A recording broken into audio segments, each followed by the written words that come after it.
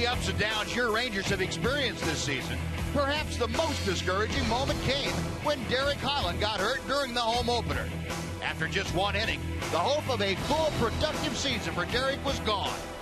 So, following 4 months of recovery, rehab, and climbing the walls, Holland returns to the mound at Globe Life Park for what should be considered his 2015 debut.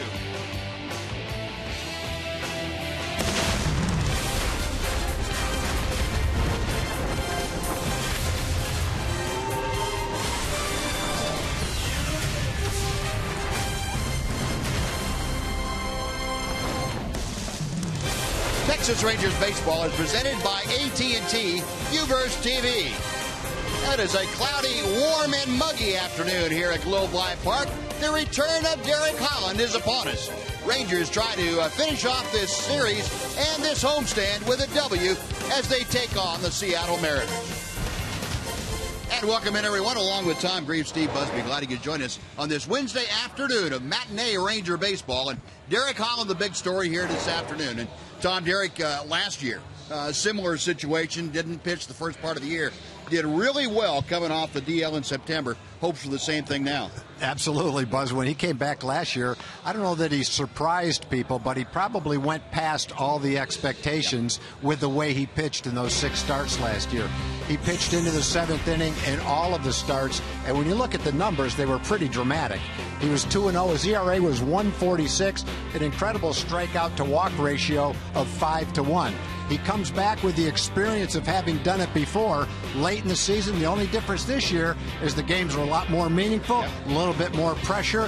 Hopefully Derek will be up to the task in similar fashion and pitch the same way this year as he did last. Well, he's been waiting, not patiently most of the time, to come off the disabled list, and that time finally is here. So the Rangers, hoping that Derek Holland tunes up a dandy against the Seattle Mariners. We'll come back with the starting lineups in the first pitch right after this on Fox Sports Southwest.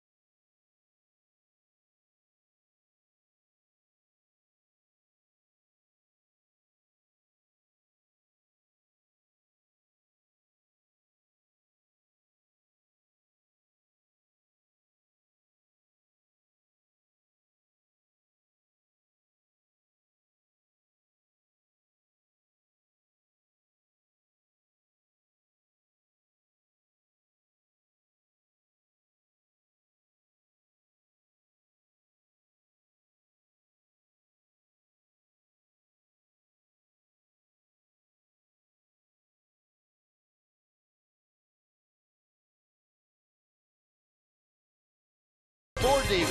The best deals are happening now only at your Texas Ford dealer. Ford is the best in Texas. By AT&T UVerse TV. UVerse has more live TV channels on the go than cable. And by Southwest Airlines. Book your low fare now at southwest.com. Now, clouds overhead concealing the warm August sun. Derek Holland getting ready to take the mound for his first start since April the 10th. Before we get things underway, let's sit down and check in with Emily Jones. Em? Well, Buzz, there are bound to be a lot of emotions for Derek Holland today, returning to the mound, as you mentioned, after 4 months away and for the first time since home opening day here at Globe Life Park in Arlington. And his battery mate, Bobby Wilson, knows exactly how to keep those emotions in check. One of the things that sticks out is when he pitched in the World Series and Wash gave him a little slap on the face. I think that might be the key, is, give him a little slap on the face and say, hey, it's a baseball game. Let's go at it hard and see what happens. Nice to see Bobby Wilson doing his homework and his scouting on his starting pitcher today. And guys, it's not a bad approach if you think about it, huh? Oh, you just got to be careful not to give him a slap and knock him out. You got to be gentle with it a little bit.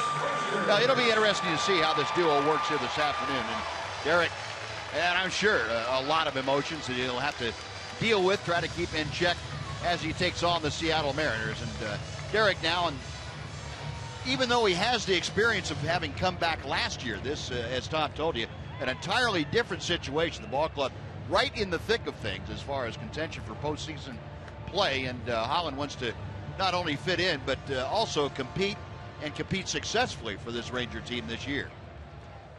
Now, Tom's going to tell you now about the Mariners lineup that Derek Holland will be opposed by this afternoon. Well, for the Mariners, Ketel Marte will lead off, followed by Kyle Seager. Seager's a .295 hitter against left-handers, only a .251 hitter against right-handers. Nelly Cruz is third. Robinson Cano, a .300 hitter in each of his last 6 seasons, going to have to go to get there this year. Franklin Gutierrez is fifth. Austin Jackson, the center fielder, is sixth. Mark Trumbo, a .308 hitter in his last 35 games, is seventh. Jesus Montero, very good hitter in his career, over .300 as a matter of fact against lefties. And Mike Zunino, the catcher, will bat ninth. And that's the lineup that will face the 28-year-old left-hander Derek Holland. And I guess the biggest thing about the Progressive Scouting Report is that you would hope that Derek would not push beyond what he's ready to do right now. And that means not letting the emotion get the better of you and try to keep your head on an even footing, I would suppose. Derek that's not going to be an easy thing to do. Derek, a very emotional guy anyway. And a day like today, he's waited so long to not only get back on the mound, but be a contributing member of a playoff caliber team. And last year didn't fulfill that, although Derek had some great starts in September of 2014. But now, here on the 19th of August, 2015, the Rangers right in the mix as far as postseason play is concerned. Ketel Marte starting things off, and Holland's first pitch is in for strike one. Marte, the switch hitter, up there from the right side, .286 average overall. Holland working quickly and is ahead of the count. No balls and 2 strikes. Now, first look, the body language of Derek Holland, very calm today. Seems that at least so far has himself pretty well under control, and that is good to see. 1 ball, 2 strikes, and breaking ball kind of slipping out of his hand. Mariners come in having snapped the Rangers' win streaks last night. A 5-game win streak overall, an 8-game home winning streak. That 3-2 win. And Marte trying to check his swing. He appealed down at first, and he did. John Tumpain, the first base umpire, making that call. So 2 balls and 2 strikes to Marte. Marte comes in with a 5-game hitting streak active. He has gone 8 for 19 in those 5 games. 2-2 pitch. 3 balls, 2 strikes. But Derek, the last couple of rehab starts, and remember, he only had 4 rehab starts at the minor league level. The last couple, he did not walk many people. Elvis to the backhand, and he fires to Napoli. That is out number 1. So a successful first hitter faced and retired by Derek Holland. Let's take a look at this afternoon's Ranger defense, brought to you by Chicken Express. Saw the infield of Andrews at short, Odor at second, Beltre and Napoli at the corners. Rangers, 118 double plays turned. That's the most in the American, or second most in the American League this year. The outfield, Chu, DeShields, and Strasburg. Again, Bobby Wilson behind the plate. He is the battery mate of Derek Holland. Here's Kyle Seager, and he takes strike one. Seager at 265 overall with 17 home runs, 48 driven in. Tom told you about the reverse splits for Seager. Much better numbers against left-handed pitching, and he lines one to center. DeShields coming on, and Delino having to fend off that knuckleball and make a catch. That thing looked like it zigzagged about 3 times. Well, it's one way to get Seager out. You pretty much count on him hitting the ball fairly solidly. You just hope he hits it at somebody. Last night he hit a ball hard. There's a nice play made on him right off the bat, line drive. Fortunately, it went far enough to be caught in the air. Last night in the ball game, he hit the same kind of a line drive, only in the gap in left center field for a double. 2 outs. Now Derek Holland facing his former teammate Nelly Cruz. This is the first time these two have matched up in regular season play. A lot of batting practice taken between the two of them. But Cruz and Holland have never faced each other between the white lines when it counted. 0-1 to Cruz. 0-2. Derek able to backdoor that breaking ball. Cruz at .321. He is the major league leader with 36 home runs. 11 games against his former team this year. Cruz hitting .432. Holland's 0-2 pitch. Cruz 75 runs driven in, and Derek Holland, who last time out in his last rehab start, got it up to 89 pitches in the inning and in the game, and then he went out and threw another 11 pitches in the bullpen. So right at 100 pitches is what he was able to get out of his last rehab start. 5 innings officially. The 2-2 pitch coming. Got him swinging. Holland with a changeup, and Cruz down. A 1-2-3 inning, and welcome back Derek Holland. Mariners gone in order after half inning, no score.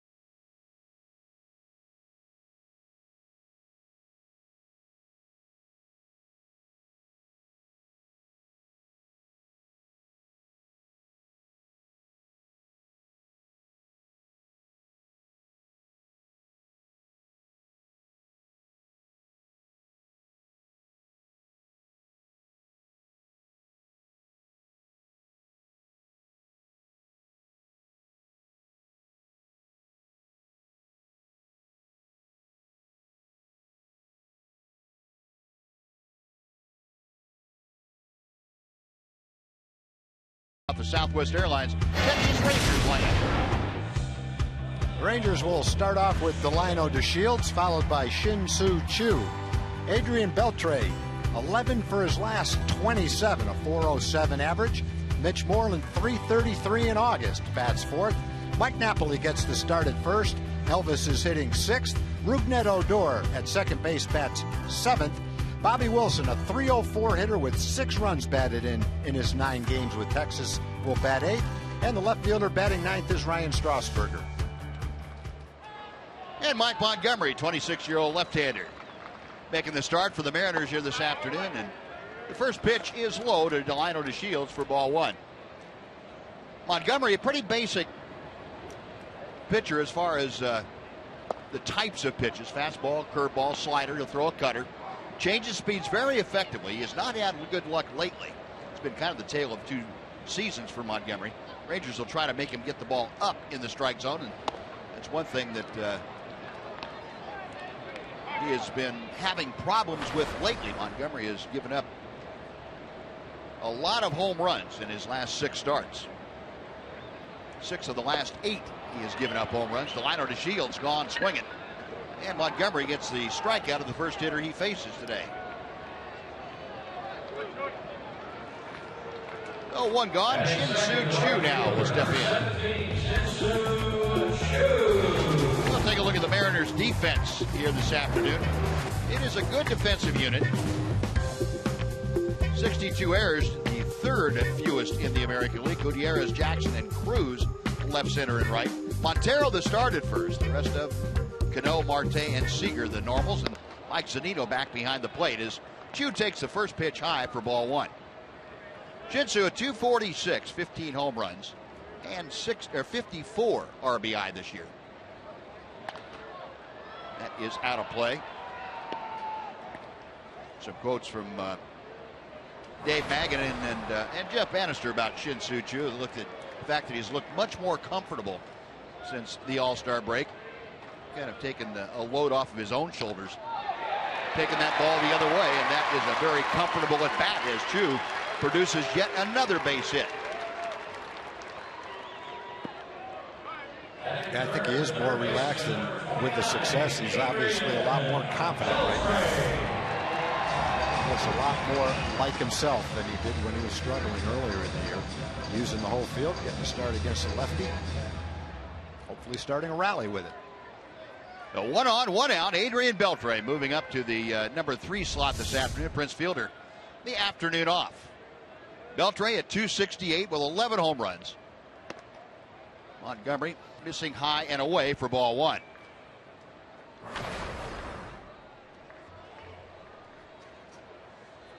"99 games so far for Adrian this year. All the offensive numbers really coming up lately as Montgomery takes something off and misses low and inside. 2 balls, no strikes. Well, the Rangers, as we've been talking about, creeping up on 500 at home. They are 3 games under 500 after their loss last night, 27-30. But still, the majority of the games the rest of the season are here at Globe Life Park. Rangers coming into play today, trailing the Astros by 4 games. They're trailing the second place Angels by a game and a half. Angels occupy also the second wild card position in the American League. And the pitch inside, ball 4. A 1 out single followed by a walk to Beltre. 2 on with 1 out for Mitch Moreland.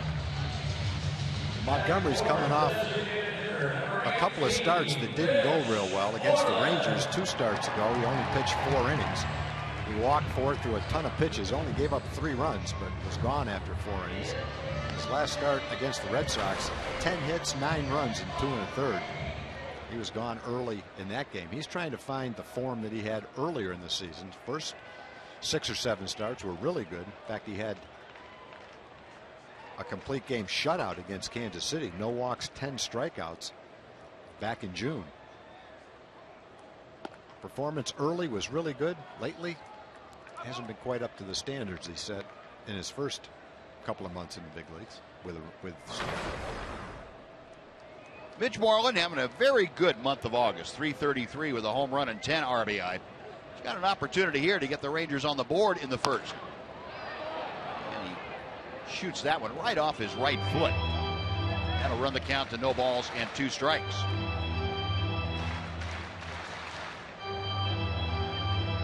Mitch walking that off, waiting for it to stop hurting. Moreland getting the start at DH here this afternoon. Just 3 for 14 on this current homestand. This is the last game of the 6-game series here at Globe Life Park.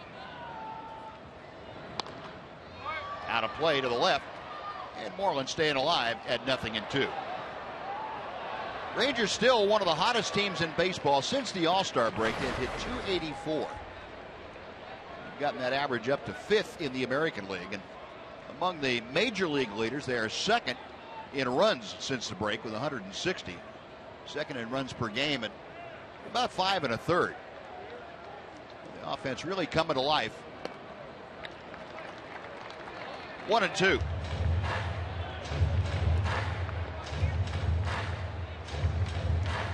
And the resurgence for the Rangers in the standings too. They put themselves right in the middle of the wild card race and the race for the Western Division title.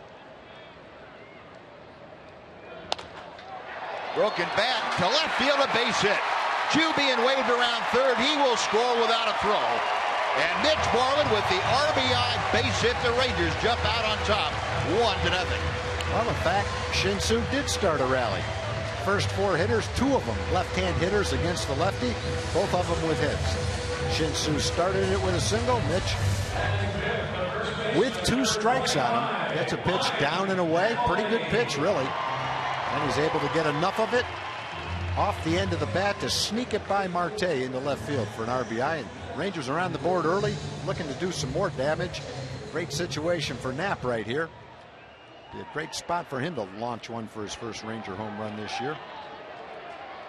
Well, Napoli had a couple of hits in his last start here.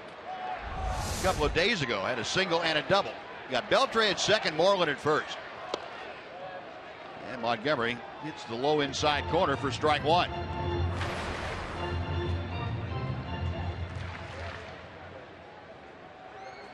Napoli overall hitting at .205. 13 home runs, 40 RBI. And that pitch hit him. It hit him right in the head. I couldn't tell. It was a breaking ball. He didn't do anything for his helmet to fall off. I got to see this. I have to wait for the replay. We can't see from up here exactly where the ball hit him. Oh, it bounced. Oh, there it is. It came up and hit him. I couldn't figure out how his helmet fell off. Well, that was a very slow pitch, and Knapp is not too worried about it. That hit his foot, his waist, and his head. A human pinball going all over the place. Well, that loads the bases with 1 out. Lloyd McClendon out for a heart-to-heart, so to speak, with Mike Montgomery. I would imagine there are a few reminders about what they talked about between starts after that rough outing. While we have a second, we'd like to remind you that today's broadcast is being broadcast on AFN, the American Forces Network, broadcasting to the U.S. Armed Forces serving around the world on land and on ships at sea. Welcome to all of you, and thank you for your service. Now, the base is full with 1 out. Elvis Andrus trying to make a real big dent in the Mariner cause here in the first. And he lines it to left center. That's a base hit. Beltre will score. Moreland being waved around third. He will score a 2-run single by Elvis. The Rangers lead it 3-0. Boy, is that exactly what you're looking for right here, right off the bat. After a close game and a loss last night, get right on the board with 3. Big hit by Elvis. Bases loaded. First pitch hitting. Drilled it into the gap.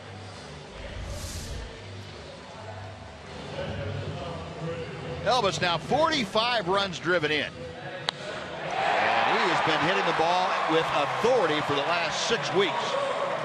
And it's a big part of the reason why the Rangers have really added on to their run production. You get Elvis down there in that 6th or 7th spot, supplying some very big at-bats, and it really helps out the cause. Well, 5 consecutive Rangers have reached base. 3 of them have scored. Rougned Odor, a .280 hitter, takes ball 1. And I'm sure Lloyd McClendon having flashbacks to that Boston series when his starters had as much problems getting out of the first couple of innings as anybody. Ground ball double play to Cano. To Marte, back to first, and that will do it. But the Rangers send 7 men to the plate. 3 of them score. 1 man left. We'll go to the second inning at Globe Life Park. It's the Rangers 3 and the Mariners 0.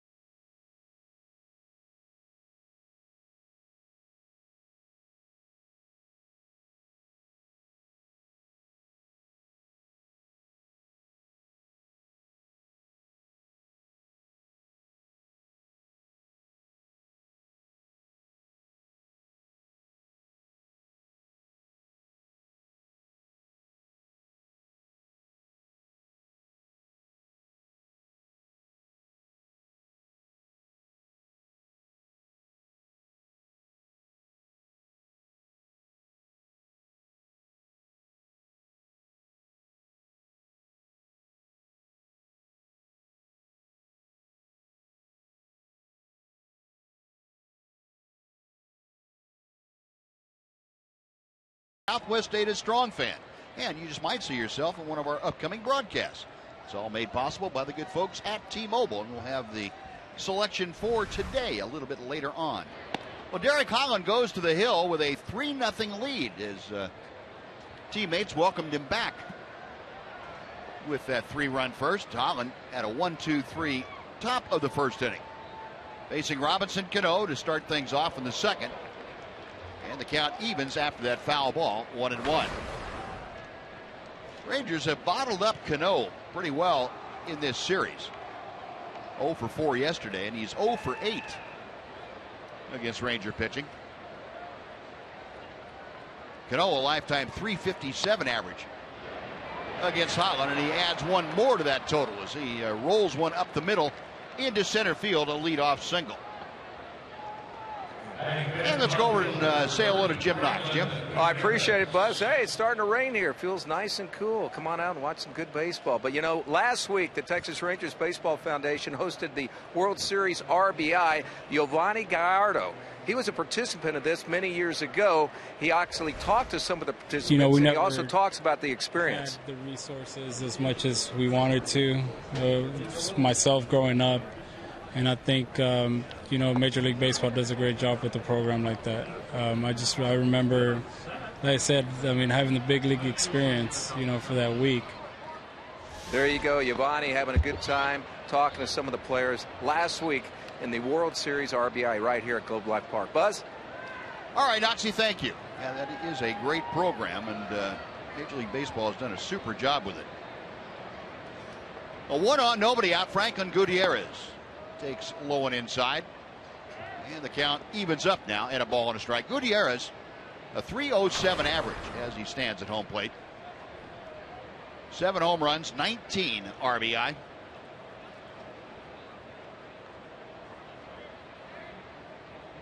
Holland back to the plate. 2-1. Gutierrez came back to Seattle from AAA Tacoma on June 24th. Last several years, he has really been bitten by injury bug, illness bug. Nice to see him back. He was one of the premier center fielders in baseball at the time that he went out. Drives this one to right. Chu has a play on it. One gone. Cano back to first. And it'll be Austin Jackson's turn.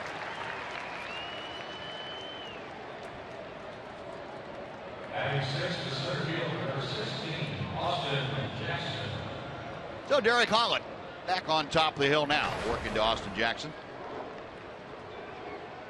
Jackson with 11 at bats against Holland in his career, just 2 for 11. That's a 182 average. And Derek drops in that hook. It doesn't look like Derek's having any problems with his off-speed pitches. He's thrown several curveballs, several sliders, changeup. Using all his pitches, looks like he's feeling pretty good with them, with his whole repertoire so far. Pitch a little bit low. 1-1 the count. Yeah, and, you know, you can make all the rehab starts you want, but until you get back out there and try to counter big league hitters, that you never really know how your stuff's going to play, and that's part of the discovery process, I think, for Derek. Trying to figure out, okay, this still works, and now maybe I have to adjust that thinking. 2-1, excuse me. That's part of what we talk about, shaking off the rust.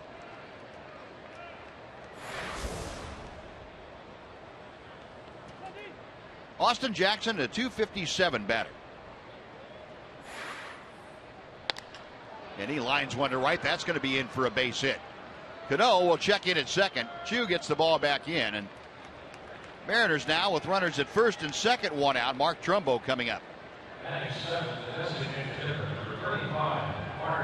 Austin Jackson, the outfielder from Denton Ryan High School, taking it the other way. Yeah, you got a pitch right in the center square. Pretty much have your choice how you want to go with that one. Get out in front of it or pull it. Looks like Jackson's trying to hit the ball up the middle. Try to avoid pulling off the ball. A solid line drive to right field. Well, the first 2 hits of the game for the Mariners have runners at first and second. Mark Trumbo handling DH chores today. A 240 average with the Mariners. 5 home runs, 19 driven in.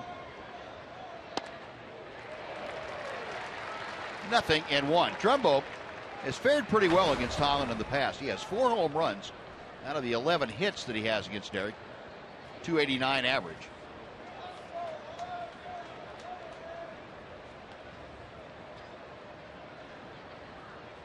Holland back to him. 1-1. Trumbo, a modest 3-game hitting streak coming into play today. Last 35 games, he is, as you can see, turned it on pretty well for the Mariners. 308. Got off to a miserable start at 139 over the first 22 games. Changeup, that just floats a little bit low.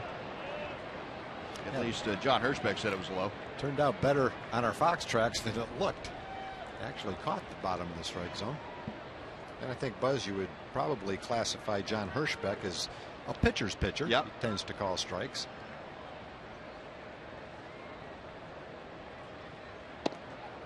Three balls and a strike. Yeah, he is maybe not so much the low pitch as the width of the plate. Give you a little bit extra on the outside part of the plate, possibly. Derek now falling behind 3-1 to Trumbo. Got to be careful here. Trumbo with his power, dangerous hitter. And a good pitch tied him up. 3-2. Well, both fastballs that he's swung and missed at have been inside. One was down and in. That one was about belt high and in. Trumbo asking Hirschbeck if that was a strike. So with Cano at second, Jackson at first. Holland will set for the 3-2 pitch. Rich Donnelly, former Ranger coach, kind of getting out of the way down there at third. He's the third base coach for the Mariners.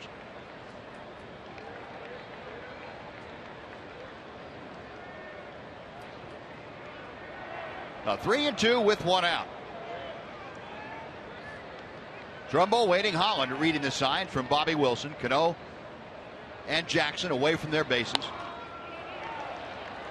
And we'll try it again. Trumbo having a pretty good set to now with Derek Holland. This will be the 8th pitch of the at-bat coming up. Mariners acquired Mark Trumbo from the Diamondbacks back on June 3rd. Mariners were looking for some more right-handed power in the middle of the order. They went after a guy like Trumbo. Got him swinging.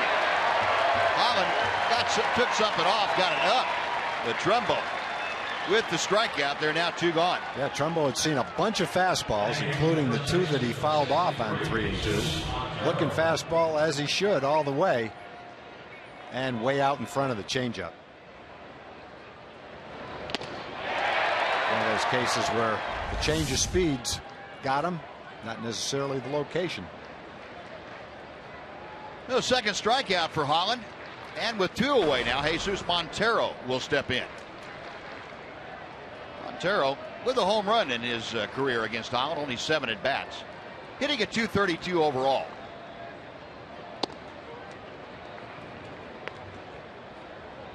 Montero in the midst of a pretty prolonged slump. He is 0 for his last 17 times to the plate. Yeah, he was actually swinging the bat pretty well when we were in Seattle. I guess he's fallen on hard times since then. In the air to center field. This should end the inning as Delino DeShields drift back. That will do it. Couple of hits in the inning for the Mariners, but Holland and the Rangers work around him. 2 left aboard after 1.5. Rangers by 3.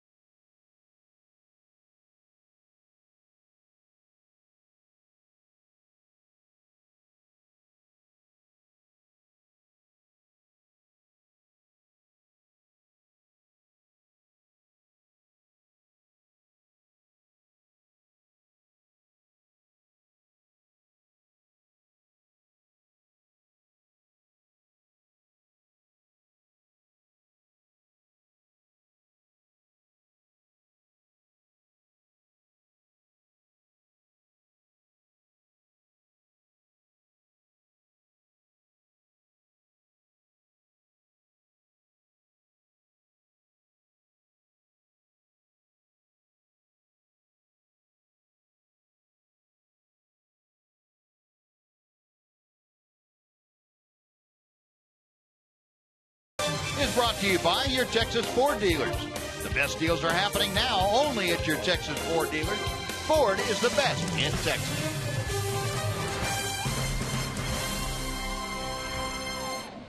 Well, Bobby Wilson will lead off things for the Rangers here in the bottom of the second. Texas with a 3-run first. Bobby Wilson steps in, a .304 hitter as a Ranger. And Mike Montgomery throws strike one. Bobby Wilson coming over from Tampa Bay in a waiver deal. 192 the average overall with 10 RBI. And Montgomery pulling the string. Wilson now down in an 0-2 hole.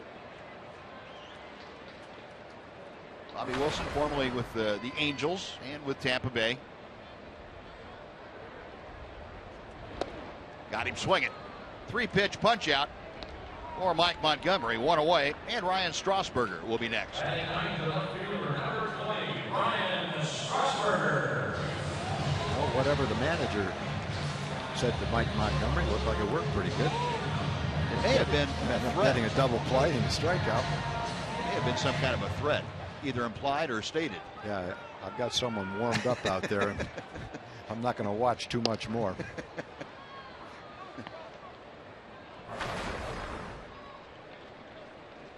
Strasburger in 9 games this year, a .292 average.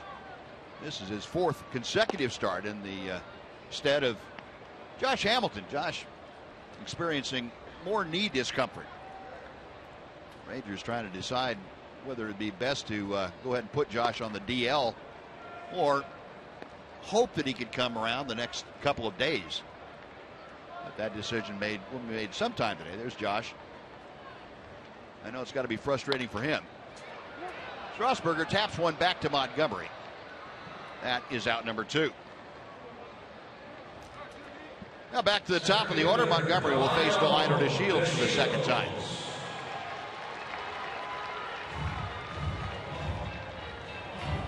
Delino began things by striking out against Montgomery. Delino had his career best 7-game hitting streak snapped in last night's game.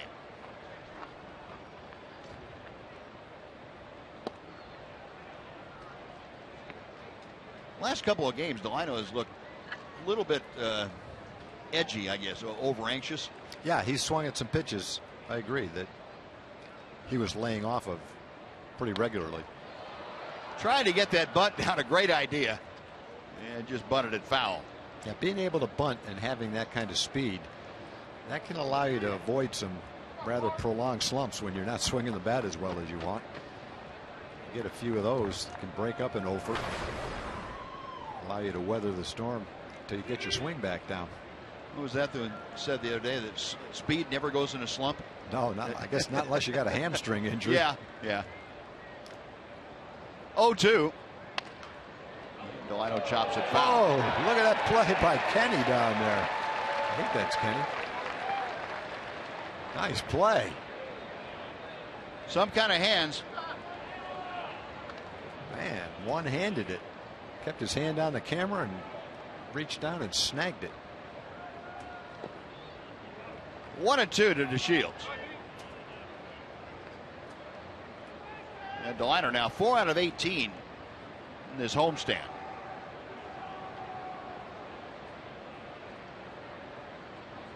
Montgomery to the line and misses outside and low.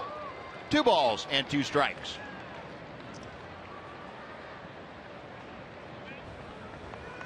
DeShields, the American League Rookie of the Month back in May. And he hasn't slowed down since. Takes that pitch low.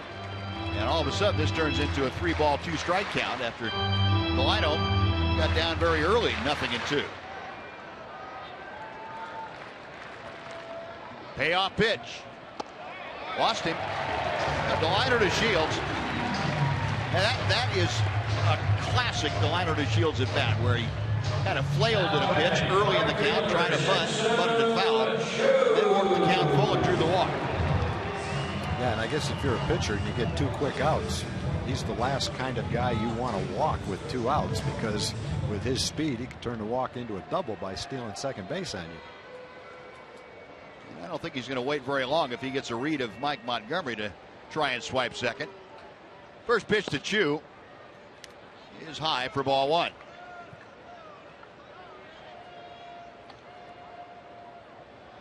Delino now with 16 walks since the All-Star break. And you look at the stolen base leaders, 21 of them. That's fifth in the American League. 2 balls, no strikes. Chu with a base hit to left and scored the first Ranger run in the first inning. Shin-Soo now has increased his current batting streak to 5 straight games.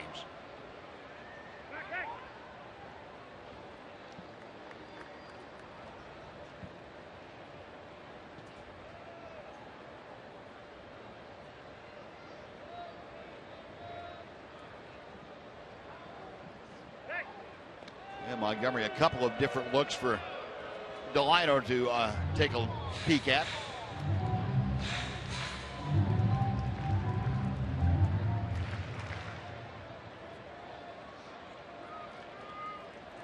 Two and 0 as Montgomery sets.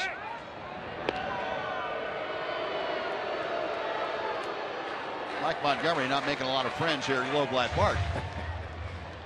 Well, that happens. Meanwhile, Shin-Soo Chu the advantage in the count at 2 and 0. Now 3 and 0. Boy, you get first 2 quick outs, a strikeout and a tapper back to the mound. And get ahead of the next hitter, the third hitter. Can't put him away with a walk, and now you're on the verge of walking a couple of men with 2 outs and having Beltre come up. Rangers would love to see that situation. 3 and 1.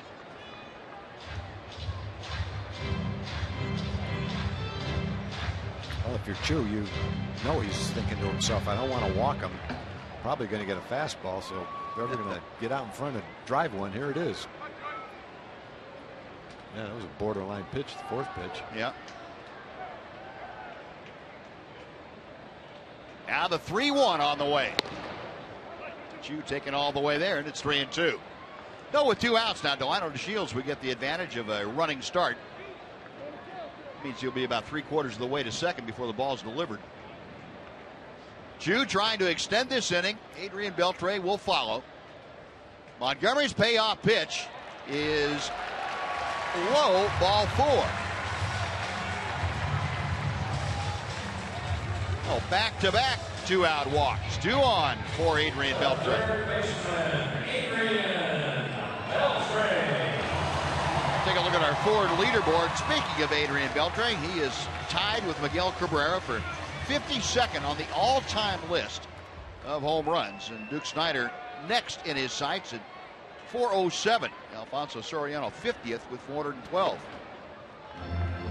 First pitch inside and low for ball 1. Beltre drew a walk in the first. Montgomery now with 3 walks and a hit batter this afternoon. Rangers leading by 3, looking for more.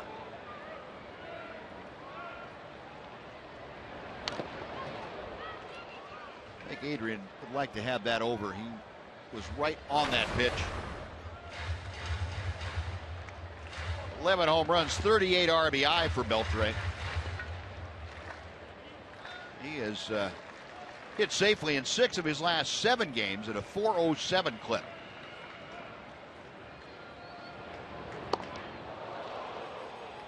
Went into the deep knee bend that time. 1 and 2. Yeah, Montgomery tossed him up a changeup on that one. Fastball's 88 to 90. That changeup was about 80 miles an hour, it looked like. Adrian's backswing catching Zunino on that left arm. That's the second time he's gotten hit by a backswing in this series. That's a hack right there. Montgomery threw that ball just where he was trying to throw it.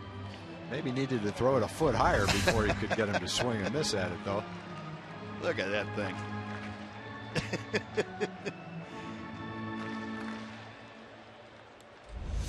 There aren't but about 4 or 5 guys who would even swing at that pitch, and maybe 1 or 2 that would even make contact. Adrian jumping over that pitch. Some pretty quick reactions. 2-2 now. If nothing else, it's been an entertaining at bat. Watch this. Whip. Dance, you varmint.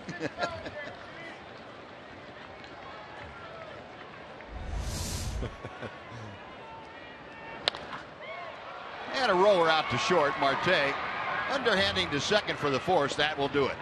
Rangers get back-to-back two-out walks and they're left stranded. We'll go to the third. Rangers 3, Mariners nothing on Fox Sports Southwest.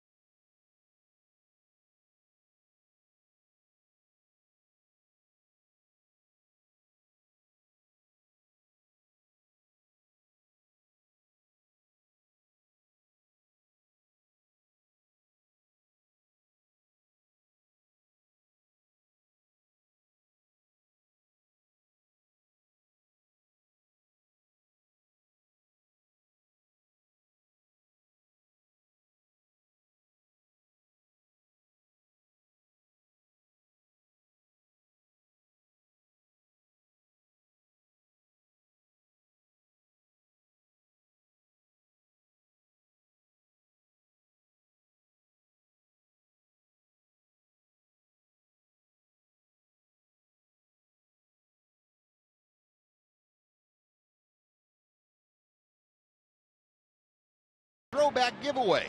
First 15,000 fans ages 14 and older will get a Giovanni Gallardo powder blue t-shirt thanks to Dr. Pepper, Albertsons, and Tom Thumb. Visit TexasRangers.com or call 972-RANGERS to secure your tickets for the 25th. Derek Holland back to the hill, still with that 3-0 lead, and Mike Zunino hits a towering drive down the left field line, but he hooked it. Fortunately, it's in the second deck. Yeah, that was a 78-mile-an-hour pitch, and he was out in front of it. And we've seen Zunino a lot the last couple of years, and one thing for sure, he's got some power. Yeah. And he can hit a mistake. If you make good pitches, you've got a good chance, but he can make you pay for it with some power. Holland's 0-2, and he threw the fastball by him. You saw both ends of the spectrum for Zunino, pulling that off-speed pitch and then swinging through a fastball. Now, before Ketel Marte comes up for the second time, let's send it over to John Radigan for a Mazda game break.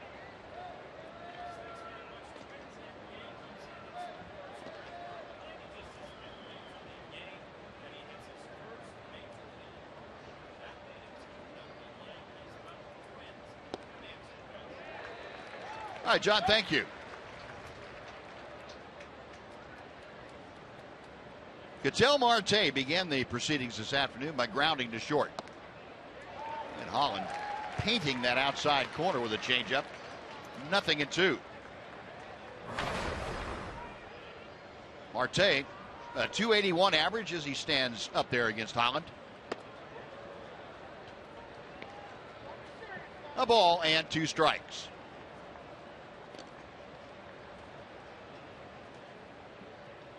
Marte had his first major league RBI against the Rangers in that series out at Safeco, and he's gone swinging here as Derek Holland rings up his 4th strikeout. There are 2 gone, and Kyle Seager will be next. And following up on that Yankees game, how about a Kubota power stat? Nathan Eovaldi, a 12-2 record this year after being 10-20 in the previous 2 years down in Miami. 7-0 in his last 10 starts, 7 strikeouts in 6 innings of work today against the Twins for the Quite a pickup for the Bronx Bombers. Seager pulls a ground ball foul that hops into the seats. 0-1. Now Seager lined out to center field back in the first inning. Had 3 hits here last night. That's a fairly typical night for Seager in this ballpark. The .346 lifetime hitter now at Globe Life Park. 39 ball games. Hollins 1-1. Pulled the string on the breaking ball. Yeah, nice pitches there. Fastball in, jammed him, and a good breaking ball, sharp breaking ball down and away.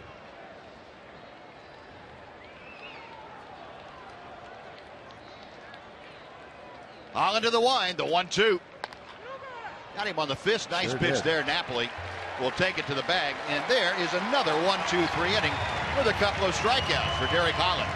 We have finished 2.5 at Globe Life Park. It's Holland and the Rangers leading the Mariners 3-0.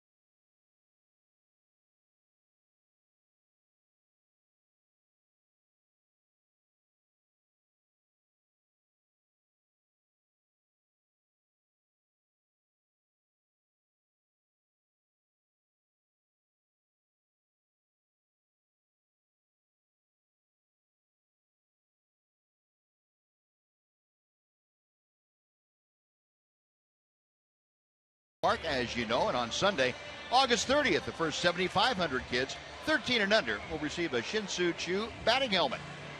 That's a blue one, and it's sponsored by Dairy Queen. Head on over to TexasRangers.com or call 972-RANGERS to get your tickets.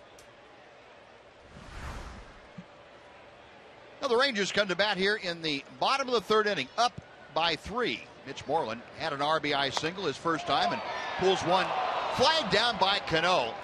Going to his left, and Cano taking a base hit away from Moreland. Well, I guess it evens out. Mitch broke his bat and got an RBI single the first time. Yeah, and I guess if I had my choice, I'll take my broken bat single with a run in scoring position. Nice swing, hit it well. Cano pretty relaxed going after that ball. Snags it, knows he's got plenty of time. Going for a few style points after that play. Boy, and he can go after those style points, too.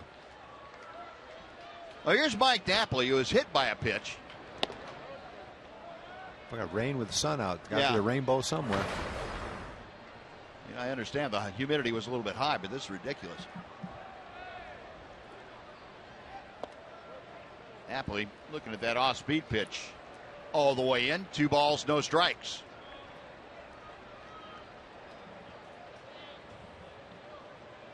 Montgomery back to the plate. And Knapp chops it foul. 2-1. Napoli back for his second tour of duty with the Rangers here in 2011 and 12. Part of that World Series team. A big part of that World Series team in 2011. Went on over to Boston for a couple of years and Now he's back. Hits a rope off of Seager's glove into left field for a base hit.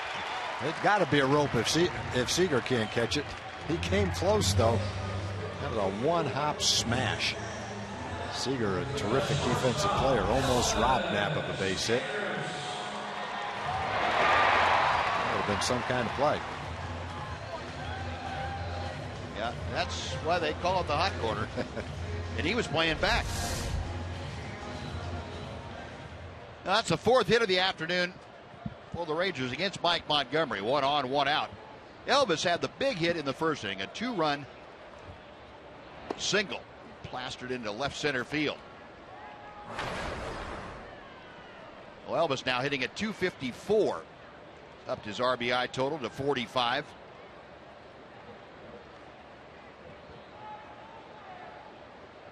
Montgomery with the 1-0 pitch instead will go first base way.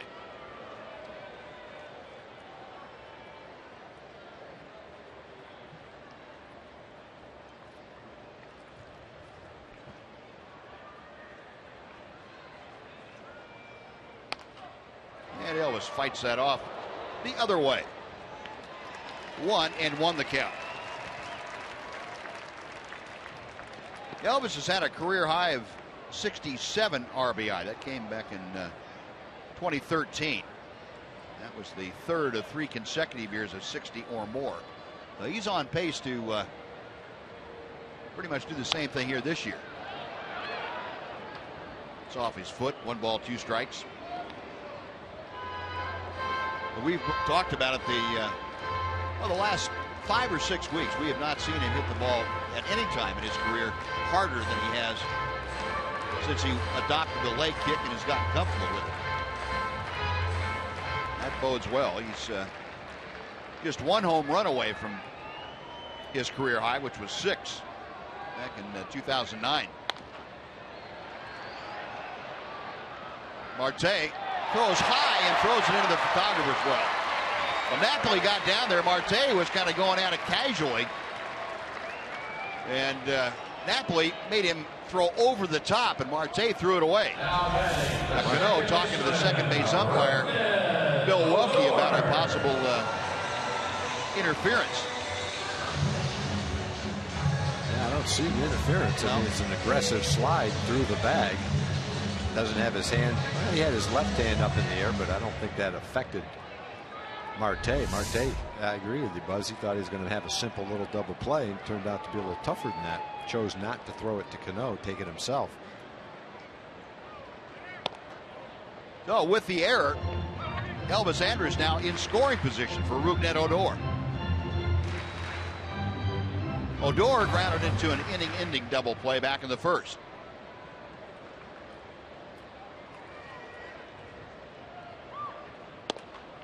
Takes that pitch on the inner part of the plate. 1-1. Odor still just 21 years of age. We kind of forget that, I think, sometimes. And he's been with the Rangers now for the better part of 2 years. Seems like he's been a mainstay of the offense and defense, but still a very young man.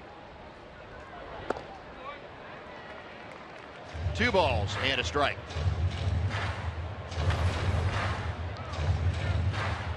Rougned had 5 hits in his last 8 times to the plate.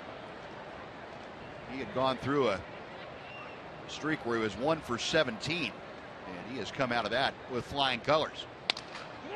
Broken bat roller to first. Montero will underhand to Montgomery covering, and that'll do it. Rangers get a hit, an error, and strand wide. We have finished 3 innings here at Globe Life Park. The Rangers 3 and the Mariners nothing.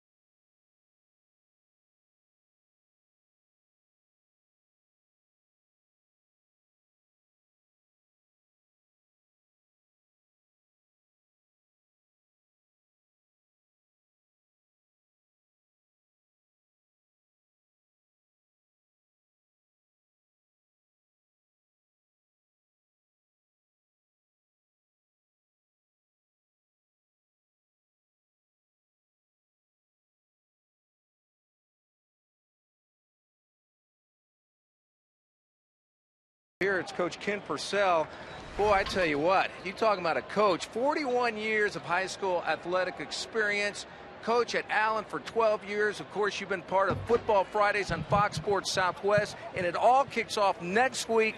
Football Fridays, get to work with Rick Renner. That's it, another big treat right there. Are you ready to go? We're fired up. I'll tell you, it starts a 17-week run to the state championships, so that's always fun. Okay, now give me some of your early picks, so to speak. Oh, you know, the repeats, the Alito, Navasota, Cameron Yo, even Allen. People saying Allen lost their QB, which they did, but they'll reload, not rebuild, but reload. Definitely. Okay, and we were just talking a little while ago. Another foul ball there. We were talking a little while ago, and you said you've been already traveling the state of Texas, and you come up with something on your mind about what some of the coaches have said? Well, we coaches in Texas always talk about small towns have three things in common: great high school football teams, a Dairy Queen, and a recruiter from Oklahoma. There we go. All right, Coach. Well, good to see you. Let's sit this one. Stay in the park. Good catch, Buzz. You got that right, Nazi. The Lionel Shields having to use his best burst of speed to track that bolt down off of Nelly Cruz's bat.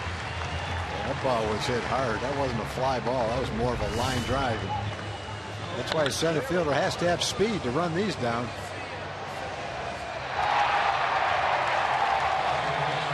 The wall will sneak up on you. Well, when you're that fast, it absolutely will sneak up on you. You're not going to see many line drives from home plate to the warning track in center field get there any faster. How about just line drives to the warning track, period? That's just... That ball was smoked.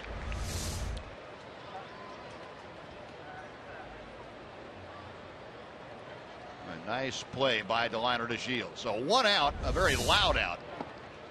Robinson Cano takes outside. 1 ball and 1 strike. Cano rolled a single through the middle of the infield. His first time up. That was his first hit in this series. And Holland missing just a bit low for ball 2. You know, guys, I think that's one of the changes that we've seen with a lot of the new ballparks. There used to be some ballparks that had, you know, baggies for the fence out there in the outfield where, you know, there was some cushion to them. But now, those are just pads out there. So, you know, when you're running 20 miles an hour like DeShields was right there, and that little padding, it's almost like there's nothing there. So it looks like it's soft. And it cushions your, you know, the blow, but man, if you run into that full steam, you're going to be on the ground. You know, I don't think I introduced you when you came into the. You're a man that needs no introduction, but well, Mark McLemore joining us and providing his great insight. You know, Mac, you probably never had to contend with this. You're a lot younger than I am. But I played in a park in Spartanburg, South Carolina, back in 1968, and the outfield fence was cinder block. Yeah. So you didn't go near that. But what could happen on that thing is you run up near the cinder blocks. If the ball hit the wall, it would come back at you so fast you'd have to ducking out of the way of a double off the wall. No, thank goodness those were gone by the time I got around. So, yeah, you're right about the pads. They're a lot harder than you would think.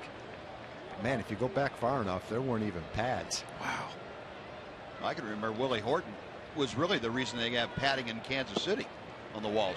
They were just bare wood. Yeah, just wood. I remember and that. Willie ran into it and knocked himself silly. Did he? And tried to knock the wall down. As big as he was, he probably put a dent in it. Yeah, I remember those walls. And right after that, they had to put padding on the walls.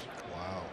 Well, I don't think we didn't have padding on the walls at the old ballpark until toward the end of the time that the ballpark was there. I can remember when they put the pads on those walls out there.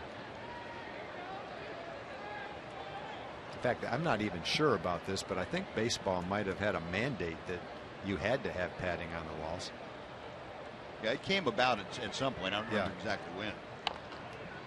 Gutierrez chopping a pitch foul. Still 1 ball and 2 strikes.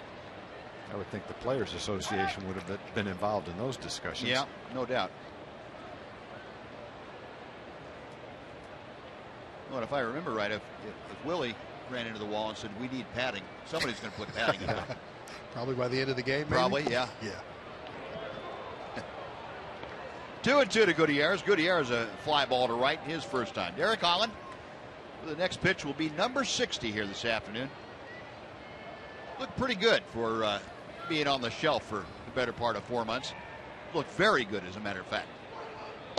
Got him swinging. That is strikeout number 6 for the Ranger left-hander. 1, 2, 3, and gone. 8 straight sent down by Holland, thanks to the liner of Shields and the catch on Cruz's bolt. 3.5 in the books. Rangers by 3.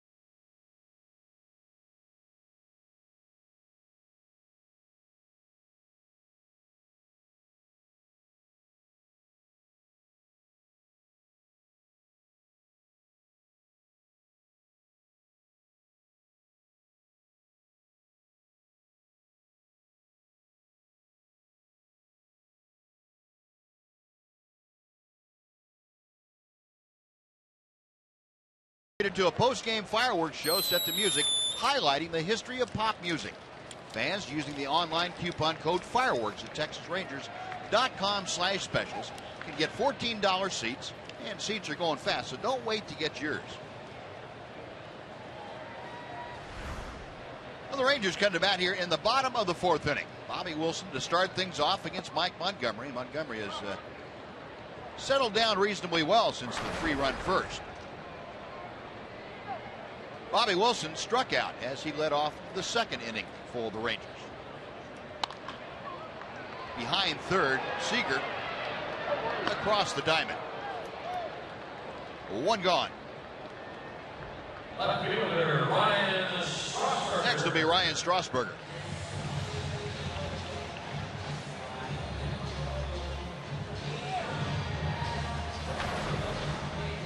Strasburger had a tapper right back to the mound his first time.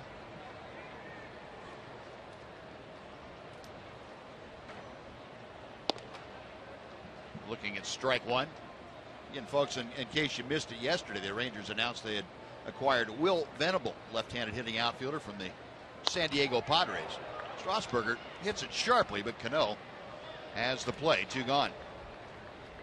And the reason Strasburger made me think about that is if Josh Hamilton were to have to go on to the same position or miss some significant time, Venable and Strasburger would figure to complement each other as an outfield duo. Venable, at last report, will probably join the Rangers tomorrow in Detroit. They open up a brief four-game road trip with the Tigers.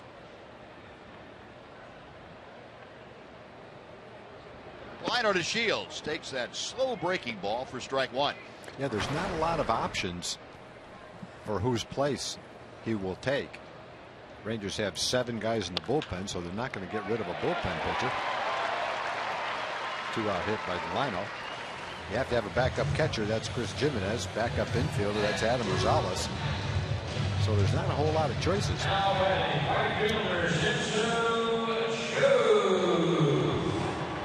Rangers had just announced that they had to make a move with Adam Rosales, bringing that up, Tom, that they designated him for assignment. Okay. And that was the move they made to get Derek Holland active. They needed a 40-man roster spot. Gotcha. So they had to do that. Here's Chu. Shin-Soo taking strike 1. Chu has singled and walked today.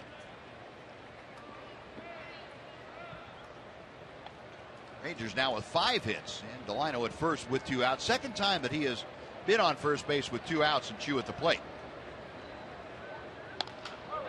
Chu driving the ball the other way. That sends Gutierrez back at the wall, and he makes the catch. Gutierrez, a former center fielder, played that very nicely and took extra bases away from Chu. Rangers get a hit but strand a runner after 4. Rangers leading by 3.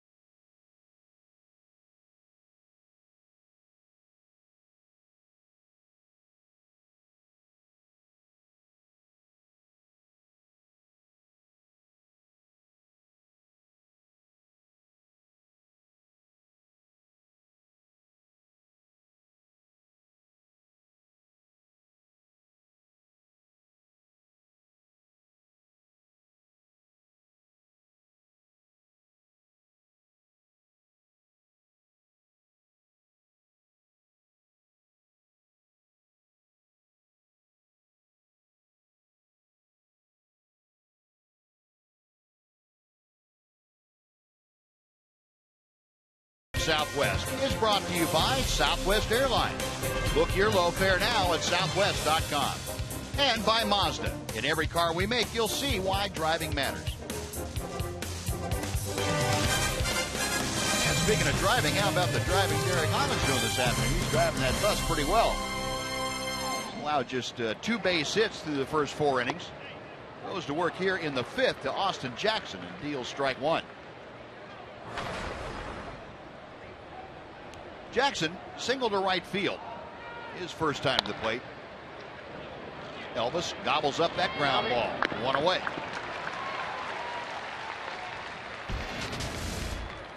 And kind of carrying over the roster moves the Rangers have made. Derek Holland activated today, obviously, and Hanser Alberto called up from AAA. Adam Rosales designated for assignment to create a spot on the 40-man roster. Chichi Gonzalez optioned to AAA Round Rock, and those are the moves today. And there will be another move when Will Venable gets in the fold. Yeah, going back to that move, Buzz, the utility infielder, I made a mistake on that. Sorry, it's Hanser Alberto, not Adam Rosales. But you have to have a utility infielder. You have to have a catcher. And so the move really comes down to Ryan Strasburger or Hamilton going on the DL. I don't see what the other move could possibly be. Right. You got seven guys in the bullpen, and you need all 7 of them. Sometimes you need 8, and you have to go to a 3-man bench. So there don't seem to be a lot of alternatives. Yeah. And it would seem that Ryan has a lot of value at being he can play center field, and he's a right-hand hitter. Got a guy that can play against lefties, but we'll see. Well, that's kind of a good news, bad news. The good news is you've got a fairly solid roster right now that you don't have obvious moves to make. Bad news is you may need to make a move because of an injury. Line drive deep to left field off the bat of Trumbo, and that ball is out of here. Trumbo got a hanging off-speed pitch, drove it into the left field bleachers. And the first run on the board for the Seattle Mariners. It's 3-1 Rangers. Well, this is a little bit like last night's game. Rangers have 3 in the first, just like the Mariners did in the game last night. And the Rangers got on the board when Odor hit a home run to make it 3-1. Seattle gets on the board on that hanging curveball that Trumbo lined out of here in a hurry, hoping it might hit the wall and come back, but no such luck. Now swinging and going the other way. Montero hits one off the wall and right. Jude tracks it down, and into second with an opposite field double is Jesus Montero.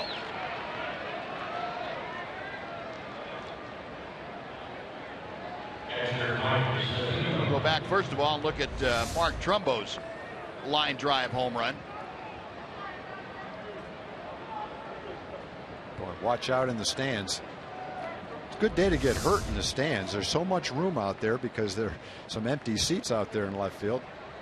Foul balls and home runs. Got a pretty good shot at one if you're a fan today. And Montero on the next pitch after the home run, taking it the other way, a fastball that stayed in the middle of the plate. Need to remind you, this is about where Derek Holland, innings-wise, had gotten in his last 2 rehab starts, into the 5th inning, completed 5 last time. But anytime you get back to the big leagues and you've worked 5 innings in a rehab start, you can figure you're not going to quite last that long in a regular outing before you run out of gas, because the intensity is ramped up. Trying to get big league hitters out, it creates a lot more strain on you mentally, and so you wear yourself out a little bit. You work harder just naturally because you're on the stage you're accustomed to. Yeah, unfortunately, it's not 100 degrees out today. It's still warm out, so that's typically, I believe all of his rehab starts were at night. So getting acclimated to pitching in for the first time back in the big leagues in the day game may have a little bit. And I think he threw maybe 89 pitches. Right, is the most he had thrown in a rehab start. So he's getting close to that limit. Yeah, 89 last time. Then he said he went down and threw another 10 in the bullpen. But that again, you can take that for what it's worth. Pitch is low to Zunino, and the count goes to 3 balls and a strike. Now Zunino, who struck out leading off the 3rd inning, now in a hitter's count, and as Tom told you, this is not a guy that you just want to throw a get-ahead fastball to. Out of play. That will fill the count. Well, Holland, in the last 6 hitters he has faced, has given up a line drive to Nelly Cruz. Started off the 4th inning that went to the wall, tracked down by DeShields. A 1-out line drive home run by Trumbo here, and then a line drive double the other way to Montero. And he gets Zunino on the fist. Napoli into foul territory, and Knapp able to make the nice catch. That will keep Montero at second base. Good play by Knapp. Very nice catch. That's a tough play. He was playing in a little bit, had to go down the line and reach back up over his head, and then still have presence of mind to turn around and look at that runner at second base.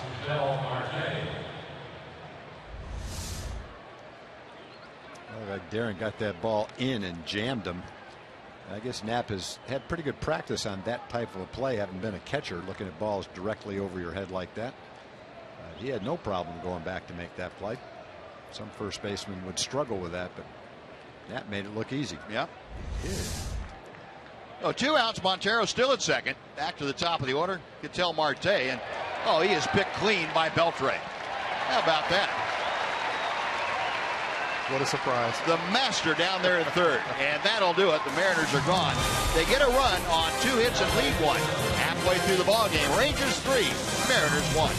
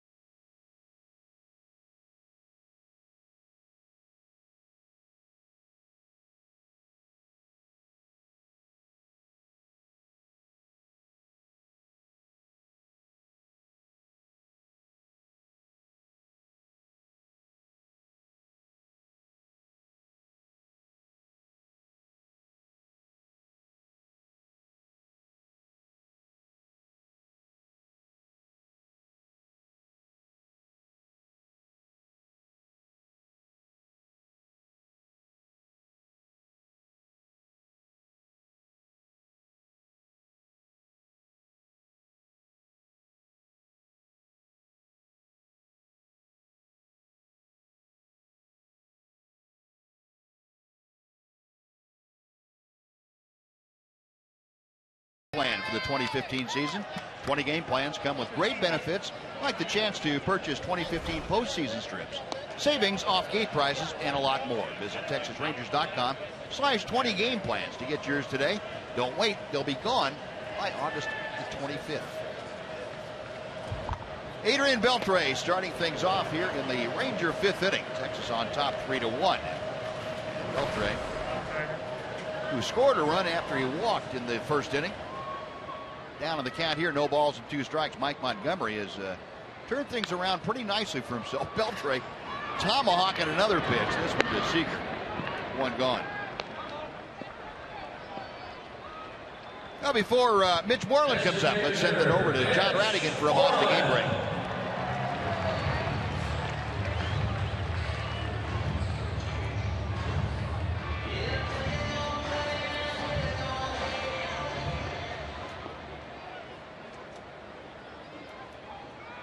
Bird's going to figure this is an easy league. He ain't any Christmas. Yeah, when all the trades were being made at the trade deadline, the Yankees were kind of quiet.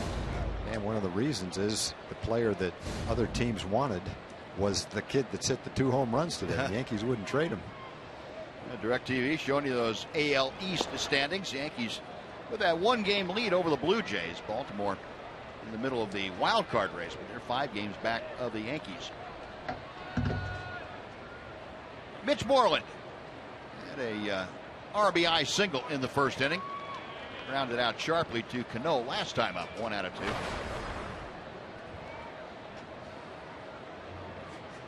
Mitch, 293 with the average. 62 RBI. He is second on the ball club to Prince Fielder. Fielder with 69 runs driven in. Prince getting a well-deserved day off today. He had been in a little bit of an offensive funk for him. Most people would be thrilled to death doing what he was doing, but Prince has been a little bit down. Mitch gone on strikes. 2 away. Mike Napoli coming up. Let's check in with Emily Jones.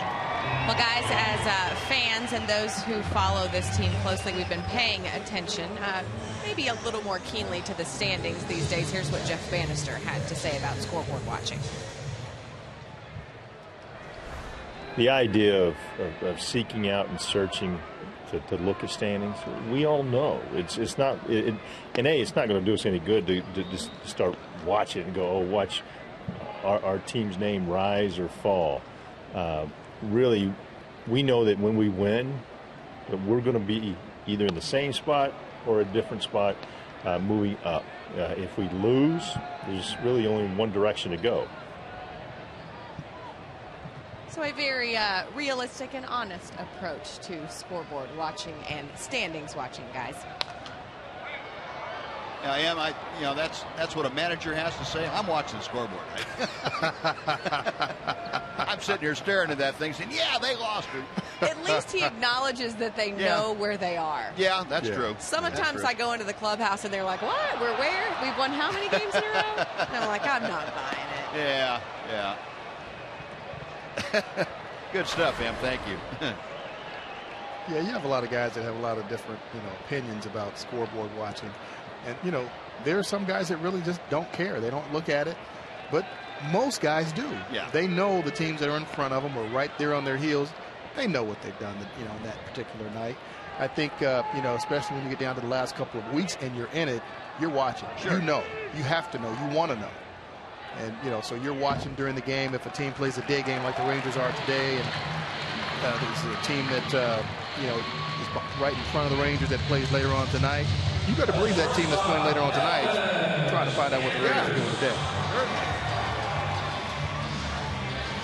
Well, Montgomery lost Napoli on a 3-2 pitch, so Nap has been aboard all 3 times this afternoon. A base hit, a walk, and a hit by pitch.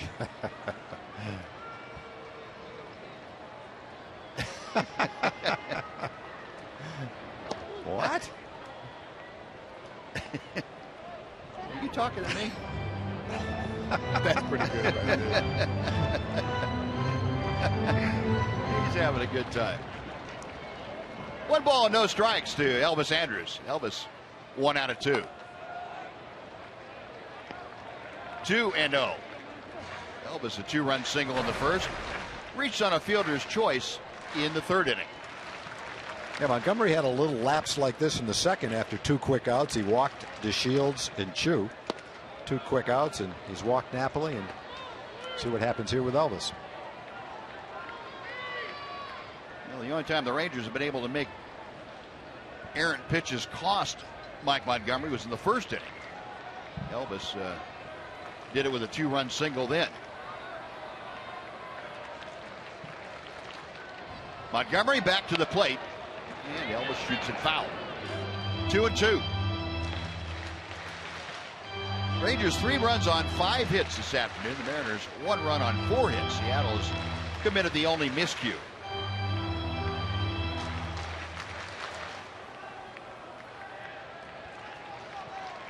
Battle of left-handers here today. Mike Montgomery and Derek Holland. Mike Napoli the lead from first.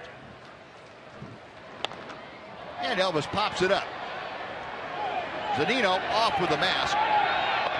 Stayed with it to make the catch, and that'll do it. Rangers get a walk, but leave Napoli stranded.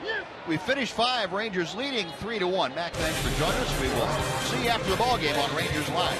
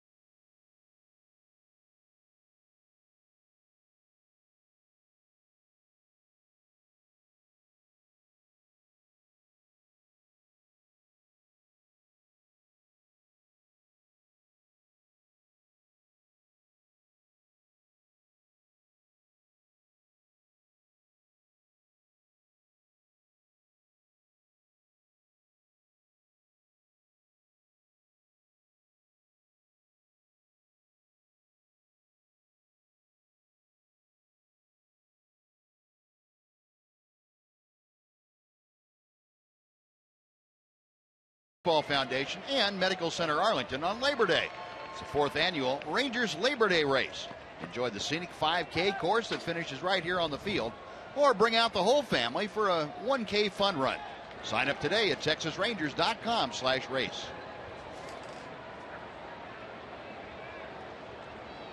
Now Derek Holland back out to the hill. Derek here in the top of the 6th inning will face Seager, Cruz, and Cano. Rangers leading 3-1. Kyle Seager takes ball 1. Seager is lined to center and grounded to first. Hollins surrendered the 1 run. That came on Mark Trumbo's home run in the 5th inning. 4 base hits. Derek with 6 strikeouts in the first 5 innings. Left-hander to the wind. And Seager into right center field. Chu going over. He'll have to cut it off on a bounce, and Seager with a leadoff single is aboard to start the Mariners' 6th inning. Right fielder Nelson Cruz.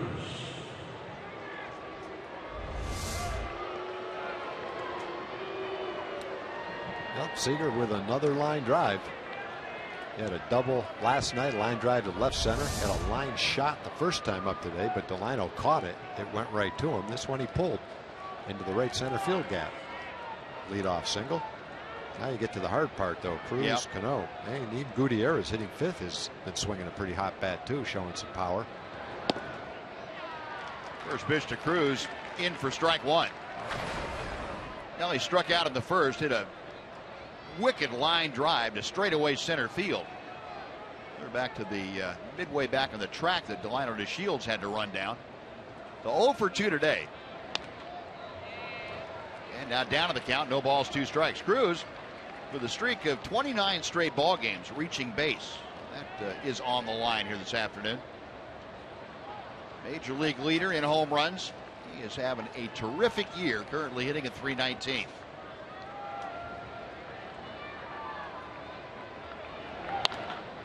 And he has a base hit to left, so that streak is increased to 30. That's the longest streak reaching base of anybody in the major leagues this year. Derek had him no balls and 2 strikes, and I'm sure he's trying to make a pitch a little bit out of the strike zone. He struck Cruz out in the first inning, but this time he leaves this pitch up. And Cruz takes that pitch right in the middle of the plate, hits it solidly into left field. Never got that pitch down where he wanted it. So 2 on, nobody out. Robinson Cano has singled and struck out. Cano, the cleanup hitter, and he lines one to left. That's a base hit. Seager to third will be held up. Strasburger getting the throw into home plate, and 3 consecutive singles greet Derek Holland here in the 6th inning. Nobody out. The bases are full for Gutierrez.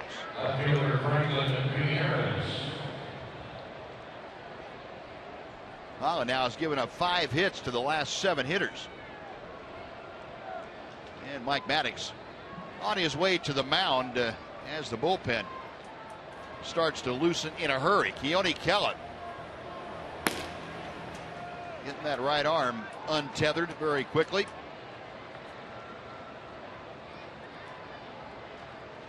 Holland at 80 pitches here this afternoon. Giving up 7 hits now. The 1 run. He has not walked a hitter, which has been very important for him today. 6 strikeouts. Remember last year when Holland made his first start, similar circumstance as far as the time of the year. He went 7 innings in that ball game, did not have a walk. But in a bit of a jam here with the bases loaded, nobody out. Gutierrez 0 for 2, a fly ball to right and a strikeout. Double play ground ball. Elvis to Odor. They turn it. 2 quick outs on 1 swing of the bat. In to score is Seager, but there are 2 outs now with Cruz at third. The Ranger lead cut to 3-2. There have been 4 batters with a minimal amount of pitches this inning. Whatever's going to happen is happening quickly. And just as quickly as there were 3 men on base with 3 singles, there's a run in and 2 outs with 1 pitch. So in that situation, bases loaded, nobody out, you'll give up a run and take that any day. Big pitch by Derek. So nicely done. Now Austin Jackson takes the breaking ball low and inside. Jackson 1 out of 2. Single to right field, back in the 2nd. And a ground ball to short his last time up. Cruz carrying the tying run down at third base. Changeup floats wide. 2-0. I would suspect that no matter what happens, this is Derek's last hitter. We got the DH Mark Trumbo to follow Jackson. He's a right-handed hitter. 2-1. Well, if Derek gets Jackson to end this inning, he'll be able to go sit down and enjoy a 6-inning outing in his first time out there. But right now, trying to bear down to get Austin Jackson. The 2-1 pitch is coming. Now 3-1.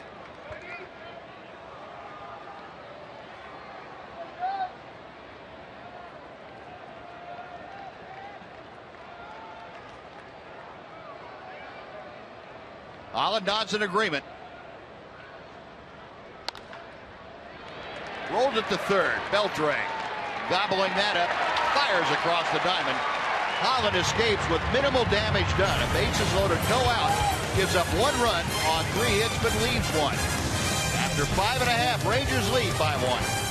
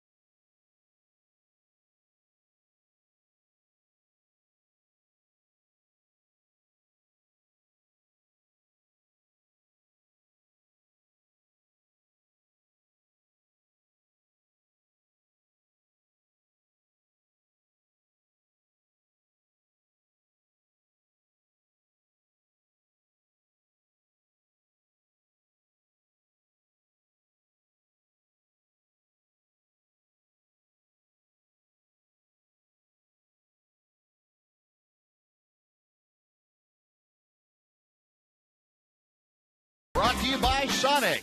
Today's jackpot is worth $400 and dinner for two at Sonic Drive-In. If a Ranger hits a home run during this inning, Don Owens Sr. of Irving will win $400. And if a Ranger hits a grand slam this inning, Don's going to win $25,000. You can register at any participating Sonic restaurant.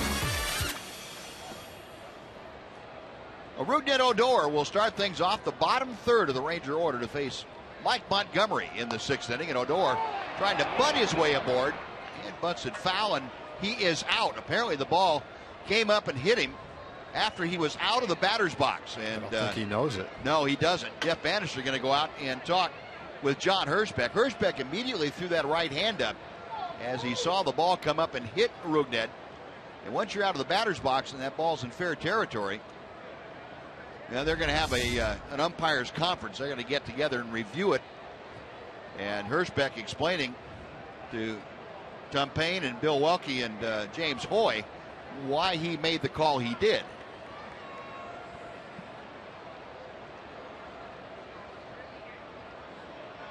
I don't know. I couldn't tell. Did it hit the bat again? Now, this would probably be a better angle for it from that. I'm not sure that ever hit him. I don't think it did hit him, and he was well aware that if it did hit him, he would be out. And it looked like he watched it and tried to avoid it, and it didn't look like it hit him.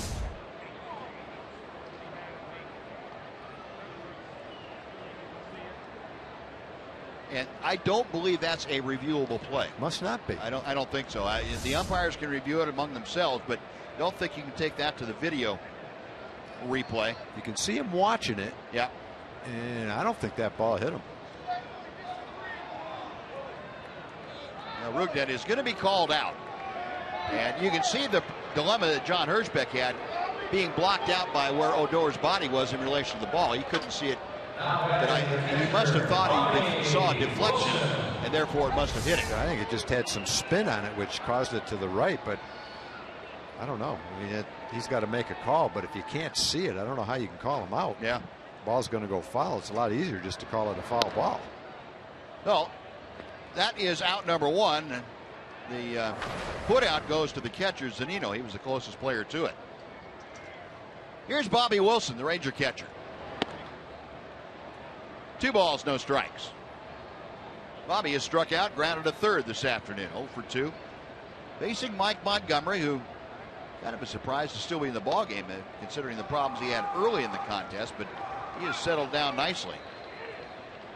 Yeah, he's pretty much in the exact same spot that Chichi was in last night. He doesn't have the same walk to strikeout totals, but 3 in the first, nothing after that. Yeah. Into the 6th inning.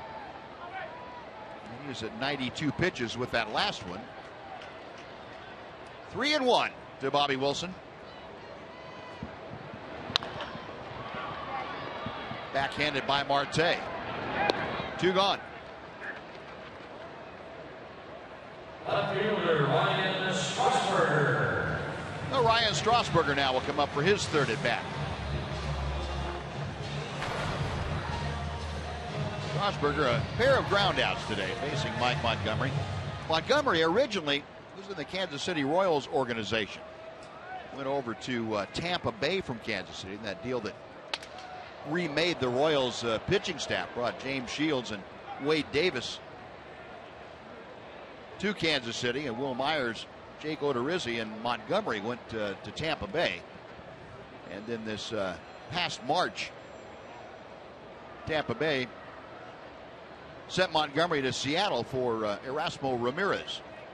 That was on March 31st of this year. Well, Erasmo Ramirez has been pitching great for Tampa Bay. 0-1 to Ryan Strasburger.